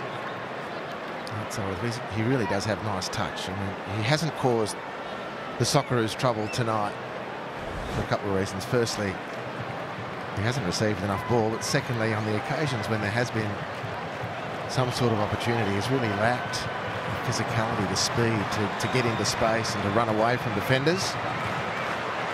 Played almost his entire career in Europe, Bassel Girardi, as Haydar delivers the free kick. Kamis won it at the back post, but an easy claim for Ryan. Actually represented Denmark at junior level, Bassel Girardi, before opting for the country of his heritage. Born in Copenhagen.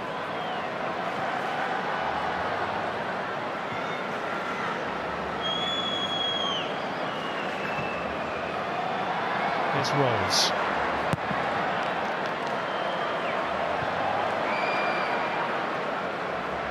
Australia are comfortable, but I'm sure Graham Arnold would have a real exclamation mark on the back end of this performance.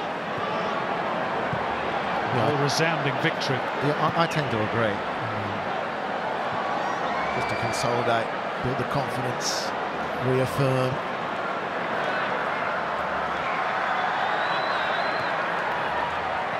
cross-stitch. That's a beautiful release with the outside of the boot, but Mitch Duke, just like Adam Taggart before him, has gone too early.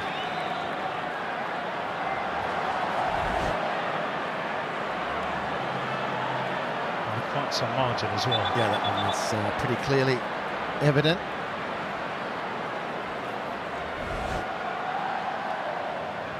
Problem with Maher Sabra. Maybe just needs a breather. He's had a very busy night, hasn't he? Having to deal with first Taggart and now Duke, the 32-year-old, who not only worked as an air-conditioned repairman, Harps, Cable guy? Was he the cable guy as well? Opened a clothing store in 2022. He's a man of many different talents. Here's the crowd figure tonight, 27,026, pretty close to a sellout at CommBank Stadium in Parramatta. And by and large, I think they've been pretty well entertained. Yeah, I think it's there's been plenty of speed in the game, plenty of end-to-end stuff, plenty of players in full motion, plenty of crosses turning into shots, if that's what it was. But it's the first goal for Bacchus, who's played well otherwise, and I think is really emerging in general terms, and another debut goal for Kai Rolls. Two very deserving players. Frustrating for Lebanon, the nature of both goals to concede. But Australia not doing it easily. That would be both wrong and disrespectful to the opponents tonight, but they're clearly in control of the game and would like, as you say, Simon, to put a couple of exclamation points on this one. I guess if there's a slight frustration for Graham Arnold, it's the fact that his central strikers, so far at least, and there's still a bit of this game to go, haven't hit the score sheet. In fact, you have to go back to the Bahrain friendly before the Asian Cup, where Mitch Duke scored in a 2-0 win, to find the last time one of the central strikers hit the target. Here's Bassel Girardi meantime, and it breaks kindly for Ali Tanish. Australia appealing for offside. Atkinson gets the better of him. It's going to be an Australian throw, and we're going to see a couple of changes here for Lebanon. Well, not quite yet, because the board's not ready. A little bit slow with the board tonight.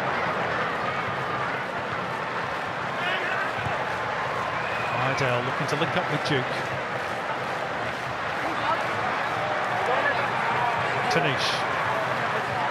Haydar.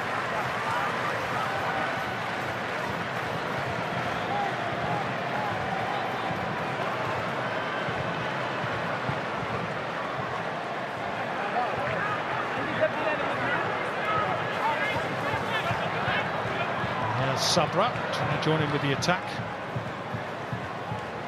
But all too often it's broken down in that region of the field for Lebanon.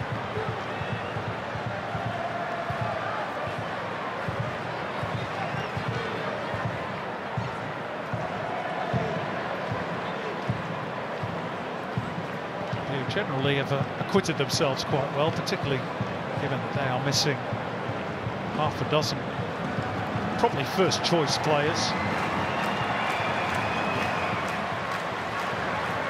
Australia missing a few as well, of course.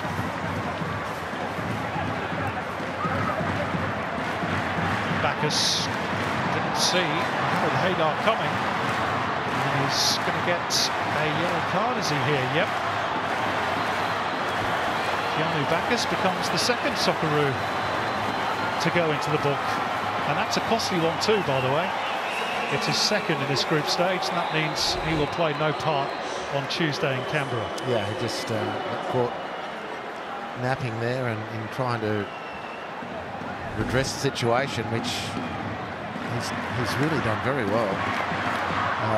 Most of the game, not on the back of his own missed touches, but he's just led that midfield defensive charge really well, but overstepping the mark there, and I think understandably picking up the yellow card. So a couple of changes for Lebanon.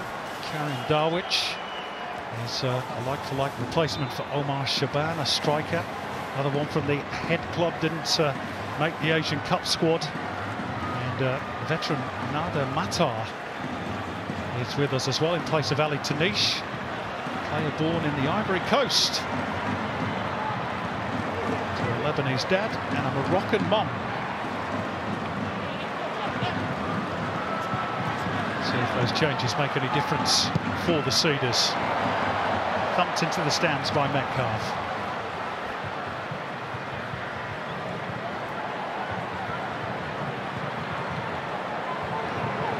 This is Darwich. Bakil was inventive, so too from Girardi. And the shot flashes across the face of goal from Daniel Kouri. Probably Lebanon's best attacking movement of the game. Yeah. They've had 2 shots in the second half. It's a poor shot in the end, but good space made. And Simon, just do a quick scan of the notes you're madly scribbling down. Have Australia had a shot on goal?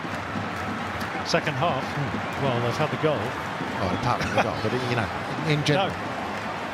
There's some good attacks, but it's not materialised to actual shots on goal. Yep. Lebanon have created 2.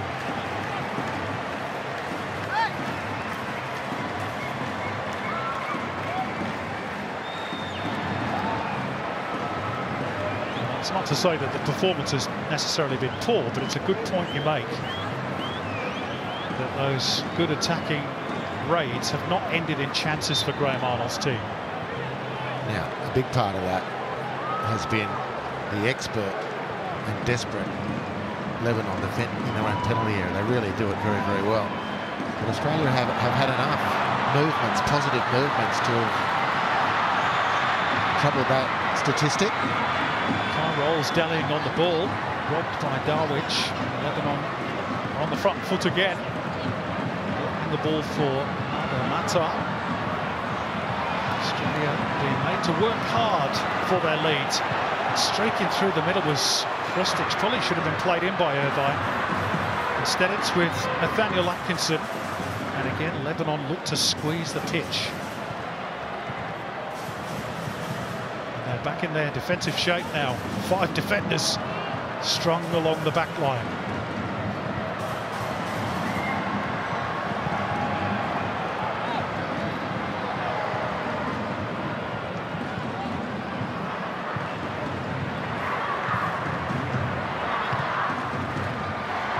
Burgess took his eye off the ball. He's strong enough to win it back off Aaron Darwich, but these could be costly errors for Australia. Haydar, they're queuing up here. Daniel Kouri off the uprights. Lebanon were that close.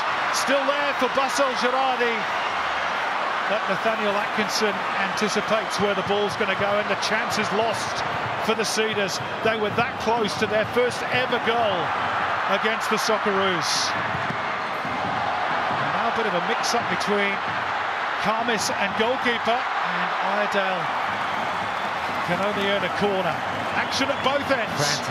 Frantic stuff, and again it was a couple of errors from Australia in sequence that opened the opportunity for Lebanon, and they came so close to taking that chance.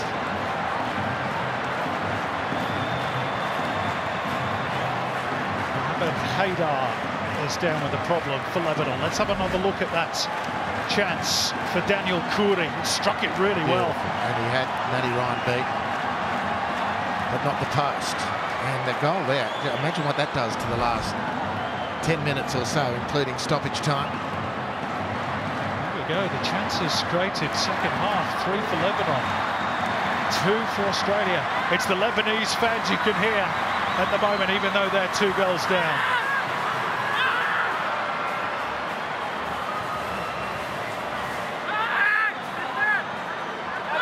Haydar still receiving treatment, which is why the corner is delayed.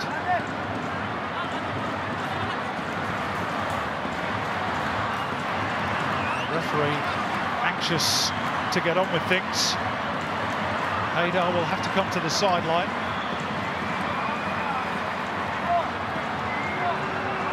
And Lebanon will defend the corner a man short.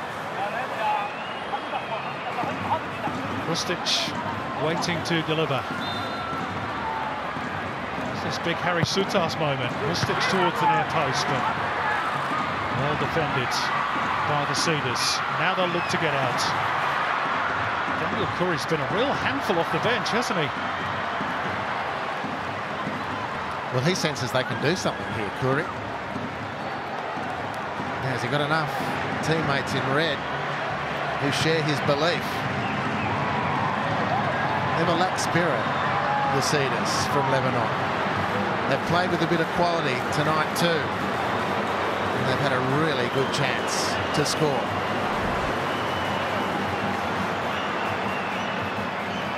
That's old Girardi coming off worse in that collision with Kai Rolls. Daniel Curry only played 8 minutes off the bench at the Asian Cup. He's played about 8 minutes here and has shown plenty.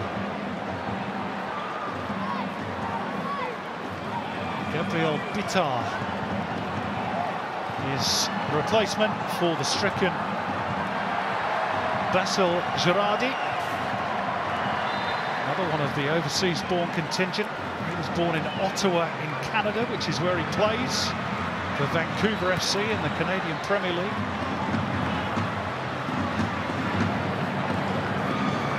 It was handy for them last season as well. 6 goals and 5 assists, joint top scorer for his club. Lebanon applying a bit of pressure on the Socceroos here. These are worrying moments for Graham Arnold's team, even though the lead is comfortable. They have not enjoyed the last 10 minutes. No, it hasn't been a good finish to the game from Australia, but they're still unscathed. There's still time for them to finish in the ascendancy. Good climb by Duke, and he's quick to react to pick up the rebound. Here's Metcalf driving it across. Well, it's Shaw at the near post. Really well defended. And here's Daniel Curry. Good hold-up play. Little angle ball finds Nader Matar. And Lebanon have a new energy about them. We're into the last 5 minutes in Parramatta. Haydar. It's a back off Mata. Through Maher Sabra. Now Walid Shaw. Khamis for Nassar. Sidestepping Metcalf with ease, but can't get over the top of Cameron Burgess.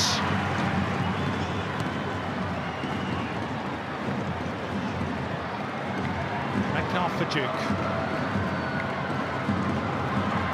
Intelligent play from Mitch Duke. Krustic.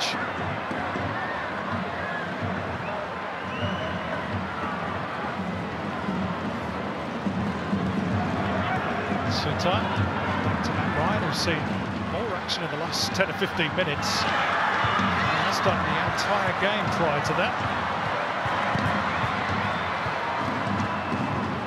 Can't pick out Metcalf. Iredale. Matar. Sabra. Shaitu.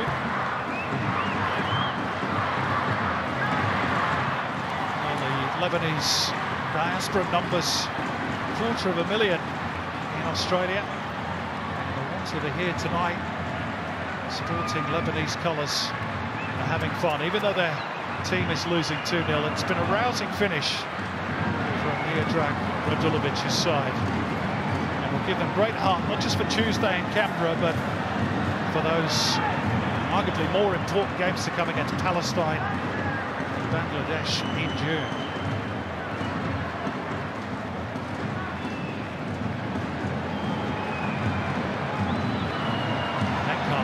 Nips it through for John Iredale. Have a go here. Worth a try. Shot on goal, forced to save. Steadies the ship just a little bit. Chaotic last 5 to 10 minutes. Well, Australia have looked potentially vulnerable.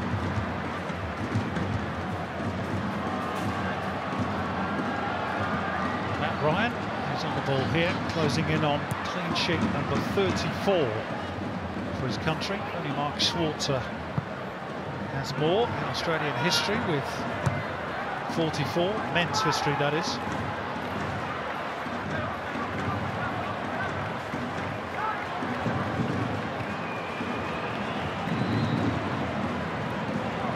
Nassar. Comes.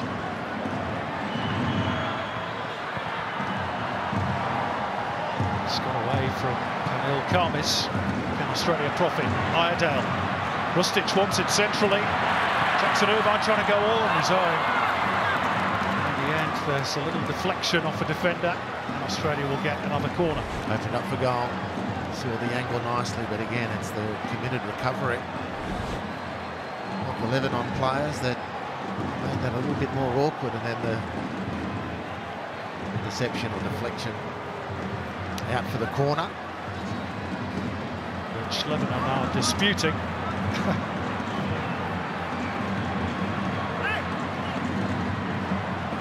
Aidan Krustic will take. Last minute of the 90. Chance to improve the goal difference. Knocked on at the near post. It's still there perhaps for Sutar. Mustafa Matar had to climb a long way to get over the top of Harry Sutar, but he did so really well. The ball by Bacchus. Finds Irvine. Back post is Iredale. Here's Mitch Duke looking for the angle. Metcalf. Plenty of power. Either side of Matar, he might have been in trouble. It's going to be an Australian throw, fancy no. Lebanon throw as we move into the first of 5 additional minutes. Overall, how do you sum up this performance by the Socceroos hubs? Just wait and see how this plays out. Daniel Curry. Haydar. Wide right is Nassar. Cross deflected away by Rolls. Drop here for Nada Matar. Darwich will keep it in play. Shaintu.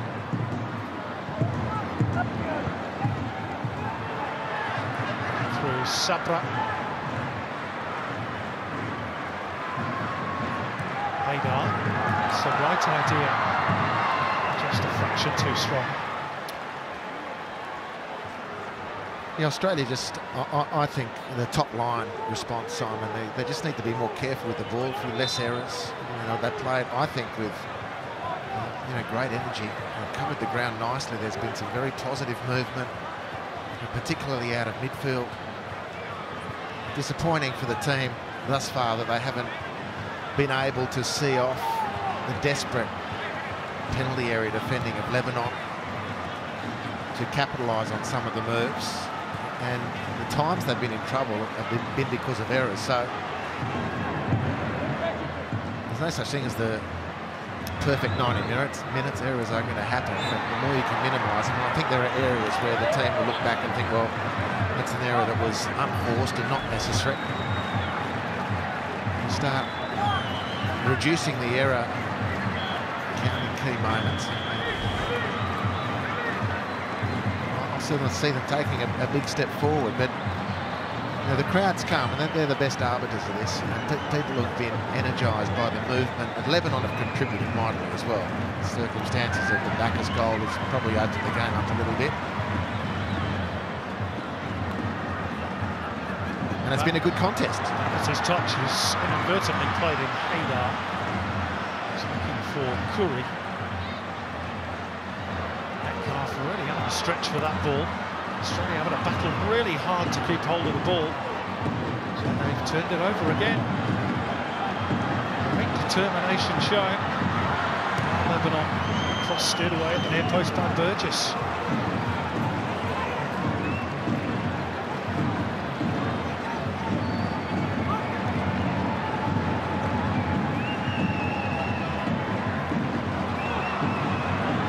Towards the near post, Rolls, and then Metcalf complete the tidy up. Incidentally, games elsewhere around Asia, Japan leading North Korea by a goal to nil just before half time. And the Asian Cup finalists, Jordan, have beaten Pakistan by 3-0. 18 ties around the region this evening. South Korea goalless with Thailand. That game has just kicked off. Here we are deep into stoppage time. Australia are going to get the points.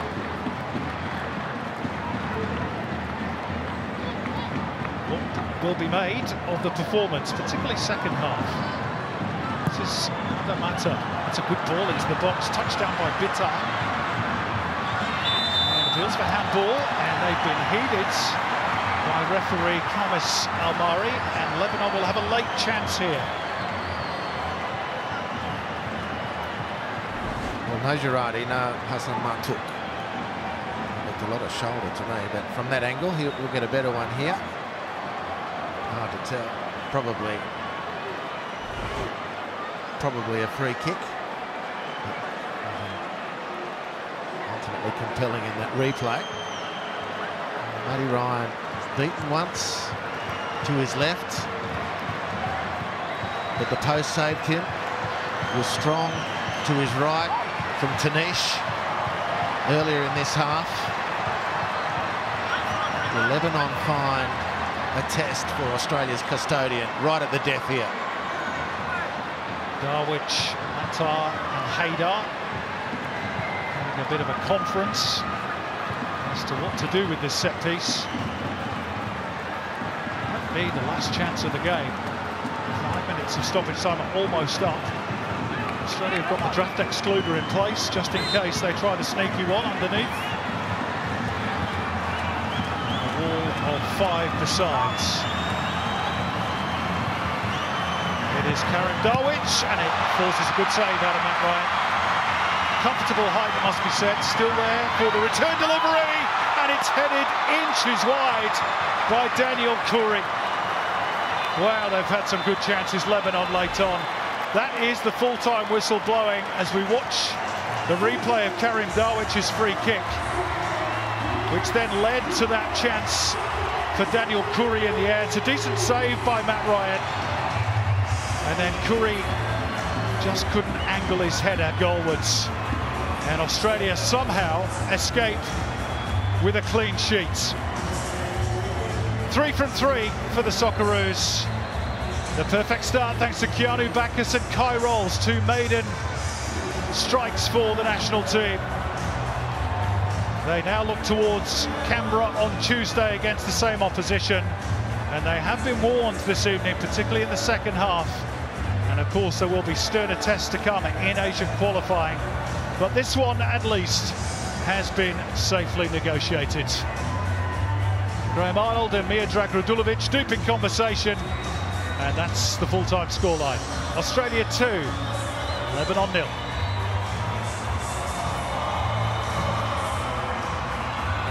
So the Socceroos' winning run in the second round of World Cup qualifying continues. An early goal got the Aussies off to the perfect start, and the home side doubled the lead in the second half. Luke Wilkshire, Alex Frost both watched that one unfold, and Lukey, Lebanon did not go down without a fight, particularly in that second half. That was a real contest. It was a contest, and look, full credit to Lebanon because I thought they were fantastic. They've come here, they definitely didn't throw the towel in, even 2-0 down. We saw them keep coming. They were unlucky probably not to get a goal in the end, and maybe deserved to get something, but we got the job done. The Aussies tried that 2-pronged attack tonight, Broski, and they did, in the first half in particular, look more dangerous. It definitely did. In the first half, we showed a lot more. There was a bit more energy going forward, a bit more in our attack than what we've seen recently. And look, I liked it. You know, I thought there were a couple of times, just some poor touches by either Tags or Yengi stopped us from creating a chance, so we probably didn't show the amount of chances and shots on target that we probably could have had. But overall, a lot better going forward. But in that second half, well, that'll give Lebanon a lot of optimism heading into Tuesday. I think the bravery they sort of showed in that second half, if they start that way and go at us a little bit more, they can potentially feel like they can get something out of this game. Let's get some reaction now with Daniel Garb. Connor, thanks for joining us. We'll get on to the performance in a moment, but the result, 2-0 win, 3 more points en route to the next phase of qualifying. How satisfying is that? Yeah, it's very satisfying. Obviously, the most important thing is a win and a clean sheet. But yeah, I think we can do a lot better. Too sloppy, too many easy mistakes. But yet again, very happy with the win. Different formation tonight, 2 up front. How do you feel the team adapted to that? Yeah, I think very well. You know, obviously we had to adapt to the way they play, and Arnie thought the best was to play with 2 up front, and yeah, I think we're quite adaptable as players, and yeah, like I said, I think we did really well, but it's not easy switching from system to system, if you know what I mean. Couple of major positives. Debut Socceroos goals for Keanu Bacchus and Kai Rolls. How will you celebrate that with them tonight? Yeah, really happy for him.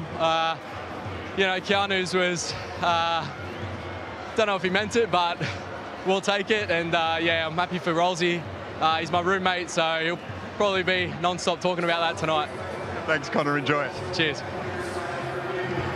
As Connor Metcalf identified there, not regular goal scorers for the Socceroos, Broski, but they still count.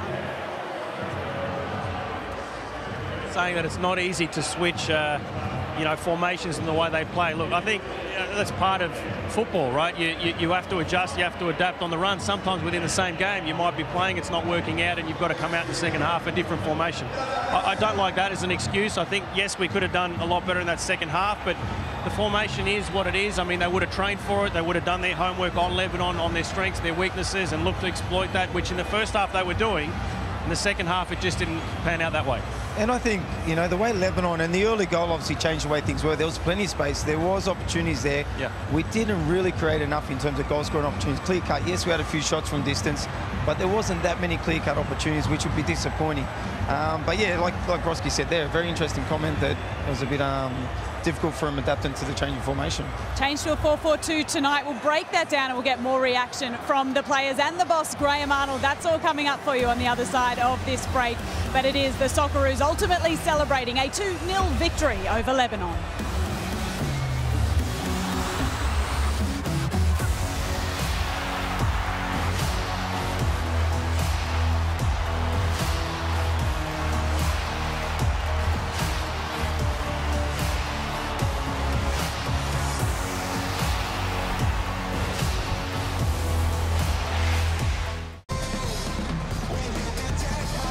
Over 27,000 fans at CommBank Stadium tonight to see the Socceroos continue their winning run in the second round of World Cup qualification. Jackson Irvine there, Matty Ryan in amongst the fans after a 2-0 victory over Lebanon this evening. Let's throw it right back to the start of this contest, because inside 5 minutes, gents, we had our opening goal. Are we calling this a cross gone wrong or a cross gone oh so right?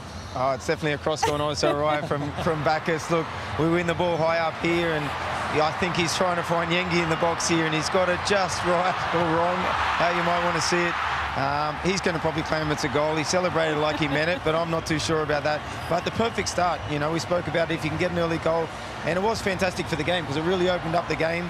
But yeah, that's going to be one for his highlight reel any which way.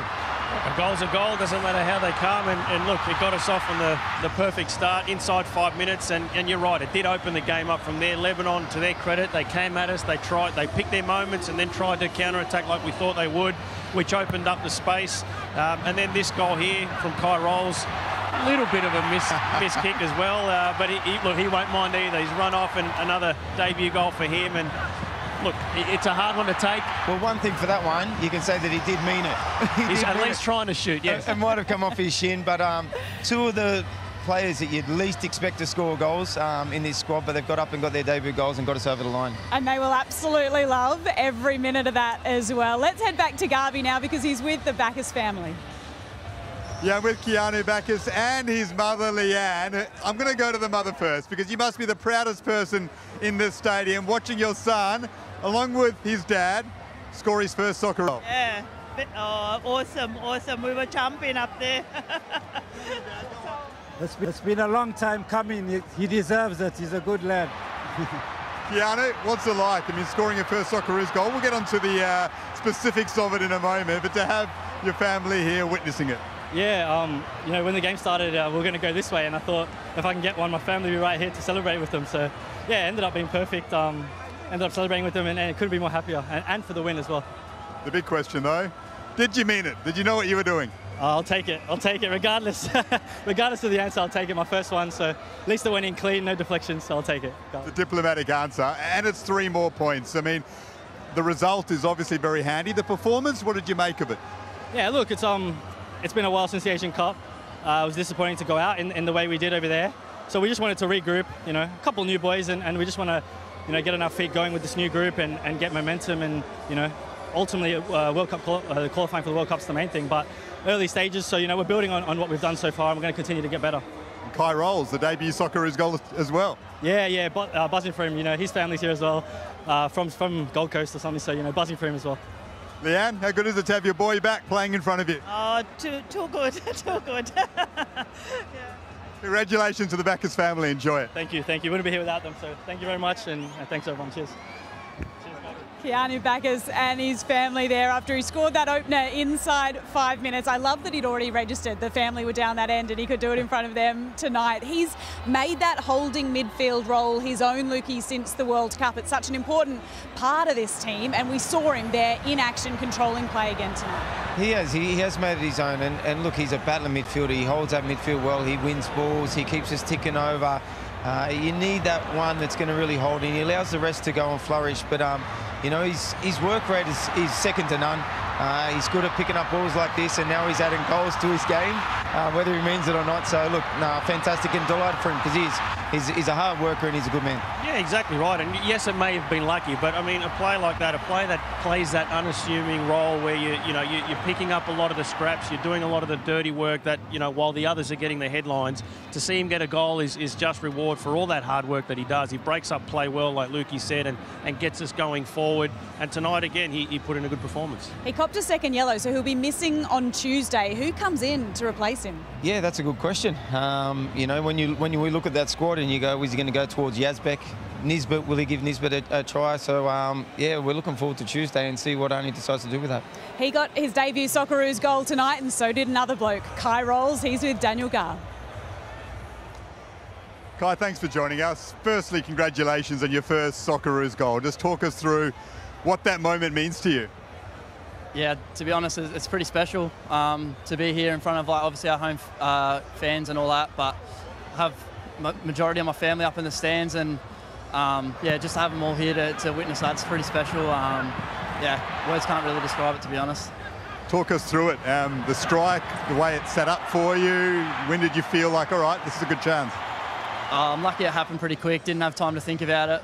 To be honest, I tried to smash it and just missed the ball a little bit, to be honest, but take it.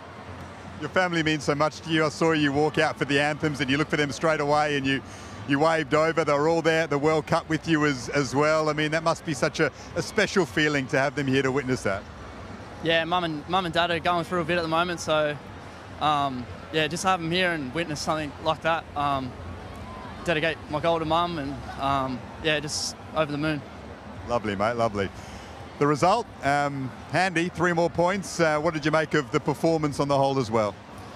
It wasn't our prettiest performance. You know, there's plenty to improve on, but we just set out to keep a clean sheet, and we knew if we keep a clean sheet, then we win the game. And you know, we hold ourselves to very high standards, and we know we can do better. So you know, we'll learn from today and put it into practice on Tuesday.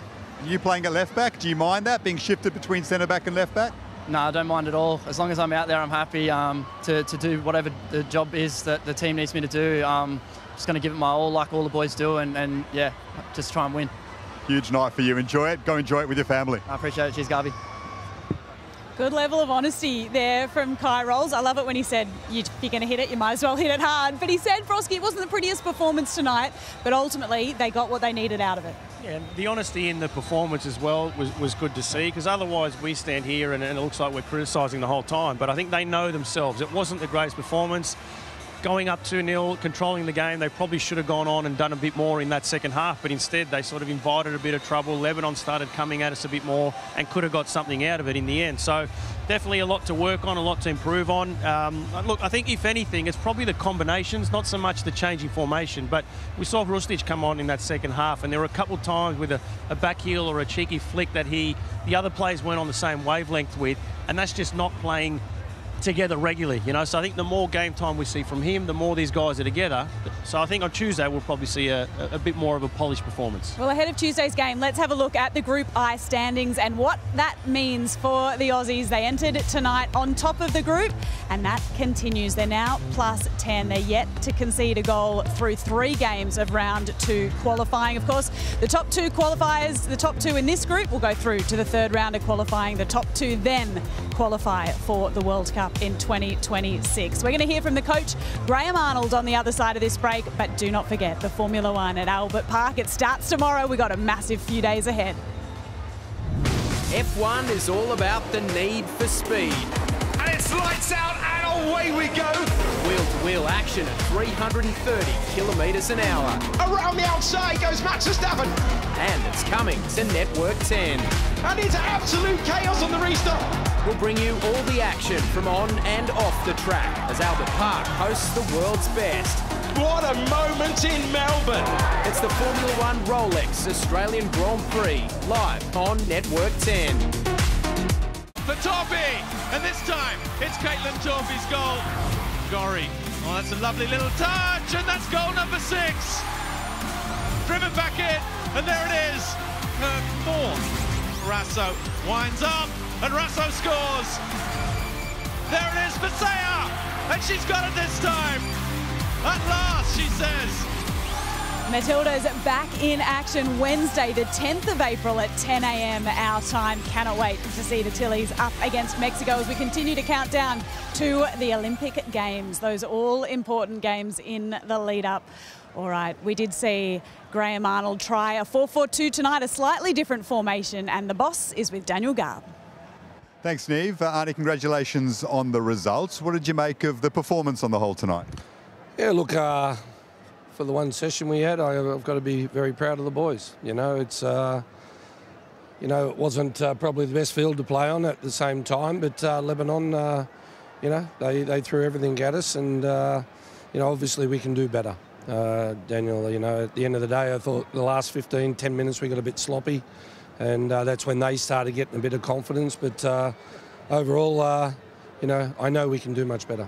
The formation change, the 2 up top, do you think that had anything to do with perhaps the break-in play at times from your side? No, I think it put a little bit more pressure on Lebanon defensively. You know, but we just needed a bit more penetration in behind, and you know, but again, we did some good things, some good moments, but again, overall we can do better. On a positive note, Socceroos debut goals for Keanu Bacchus and Kai Rolls. How special are they for everyone connected to the squad? Yeah, but Daniel, that's it. We need, that's what we need. We need everyone scoring. And, you know, at the end of the day, great to see Kai score in front of his family, and Keanu here in the western suburbs of Sydney, his hometown and home stadium. So special night for both that they'll never forget. But now it's all about recovery and getting ready for Tuesday. Doesn't matter, but did Keanu mean it? Well, he said he did, and I believe him. The downside, I guess, are a couple of injury scares, Riley McGree and Geordie Boss. What's the latest on them? They're both out of the next game, and, you know, it's tough for the boys, you know. It's not an excuse or a complaint. It's, you know, they both arrived at 1 a.m. Wednesday morning and from Europe after a long flight, and you know, that's why I rested Geordie. I didn't really want to use him, but you know, with Riley getting injured as well, it was I put him on, and but both will be out next game. Geordie, it's a knee, and we always worry about knees, of course. He doesn't seem too concerned in terms of it being overly serious. Any word on that? No, I haven't had the chance to speak to the medical staff yet, because at the end of the day, you know, I've been too focused on just winning this game, and but yeah, hopefully everything will be fine. Thanks, Arnie. Good luck on Tuesday night. Thanks, Garby. So a bit for Graham Arnold to think about ahead of that game on Tuesday night, because not good news for either Riley McGree or Geordie Boss, both of whom will be missing for this clash against Lebanon. It is Lebanon's home game. It'll happen in Canberra, and you'll have all of the action here on 10 Bold and Paramount Plus from 7 p.m. He's still looking for those central strikers to really have an impact for him, isn't he, Luke? He tried 2 different combinations tonight. Will he pick and stick on Tuesday and hope they've blown out some cobwebs and he can get a bit more out of them? Yeah, I'm not sure, because I don't think from any of the four that come on that we saw any real conviction or to say, look, this is my position, I'm not going to give this up. So I think it's still up for grabs. There was nothing for me tonight that said to me, look, you have to stick with me. So look, we still have a couple. You've got Perello, you've got Fornaroli. Does he change the system and play someone like Sammy Silvera? I guess we'll see. Look, I liked it. I like the two up front. I think you do have to stick with them and give them a chance. They come into this game with great form. We were talking about it in the pre-game. So I think there were a few moments where just their touches let them down, and could have been, some nerves in this match, which is probably why. But I think, they'll be more settled for the next game. I think in general, just those combinations, like I said earlier, of understanding. Arnie said they've only had the one session together. That can be difficult. So coming together with a few more sessions heading into Tuesday, stick with the guys up front and they'll get some goals. That game's on Tuesday night. Between now and then, though, we're going to have all of the action from Albert Park for you. From tomorrow morning, the Formula One, the Aussie Grand Prix gets underway. The big race is on Sunday, Arvo, but you'll see all of the build-up right here across Network 10 over the next few days. Gents, it's been an absolute pleasure. Alex Brosk, Luke Wilkshire, thanks for your company. Thank you. Thank you so much for your company at home as well. The Socceroos winning start to the second round of World Cup qualification continued here tonight at CommBank Stadium. 2-0 victors over Lebanon, and they go again on Tuesday. We'll see you then for more football.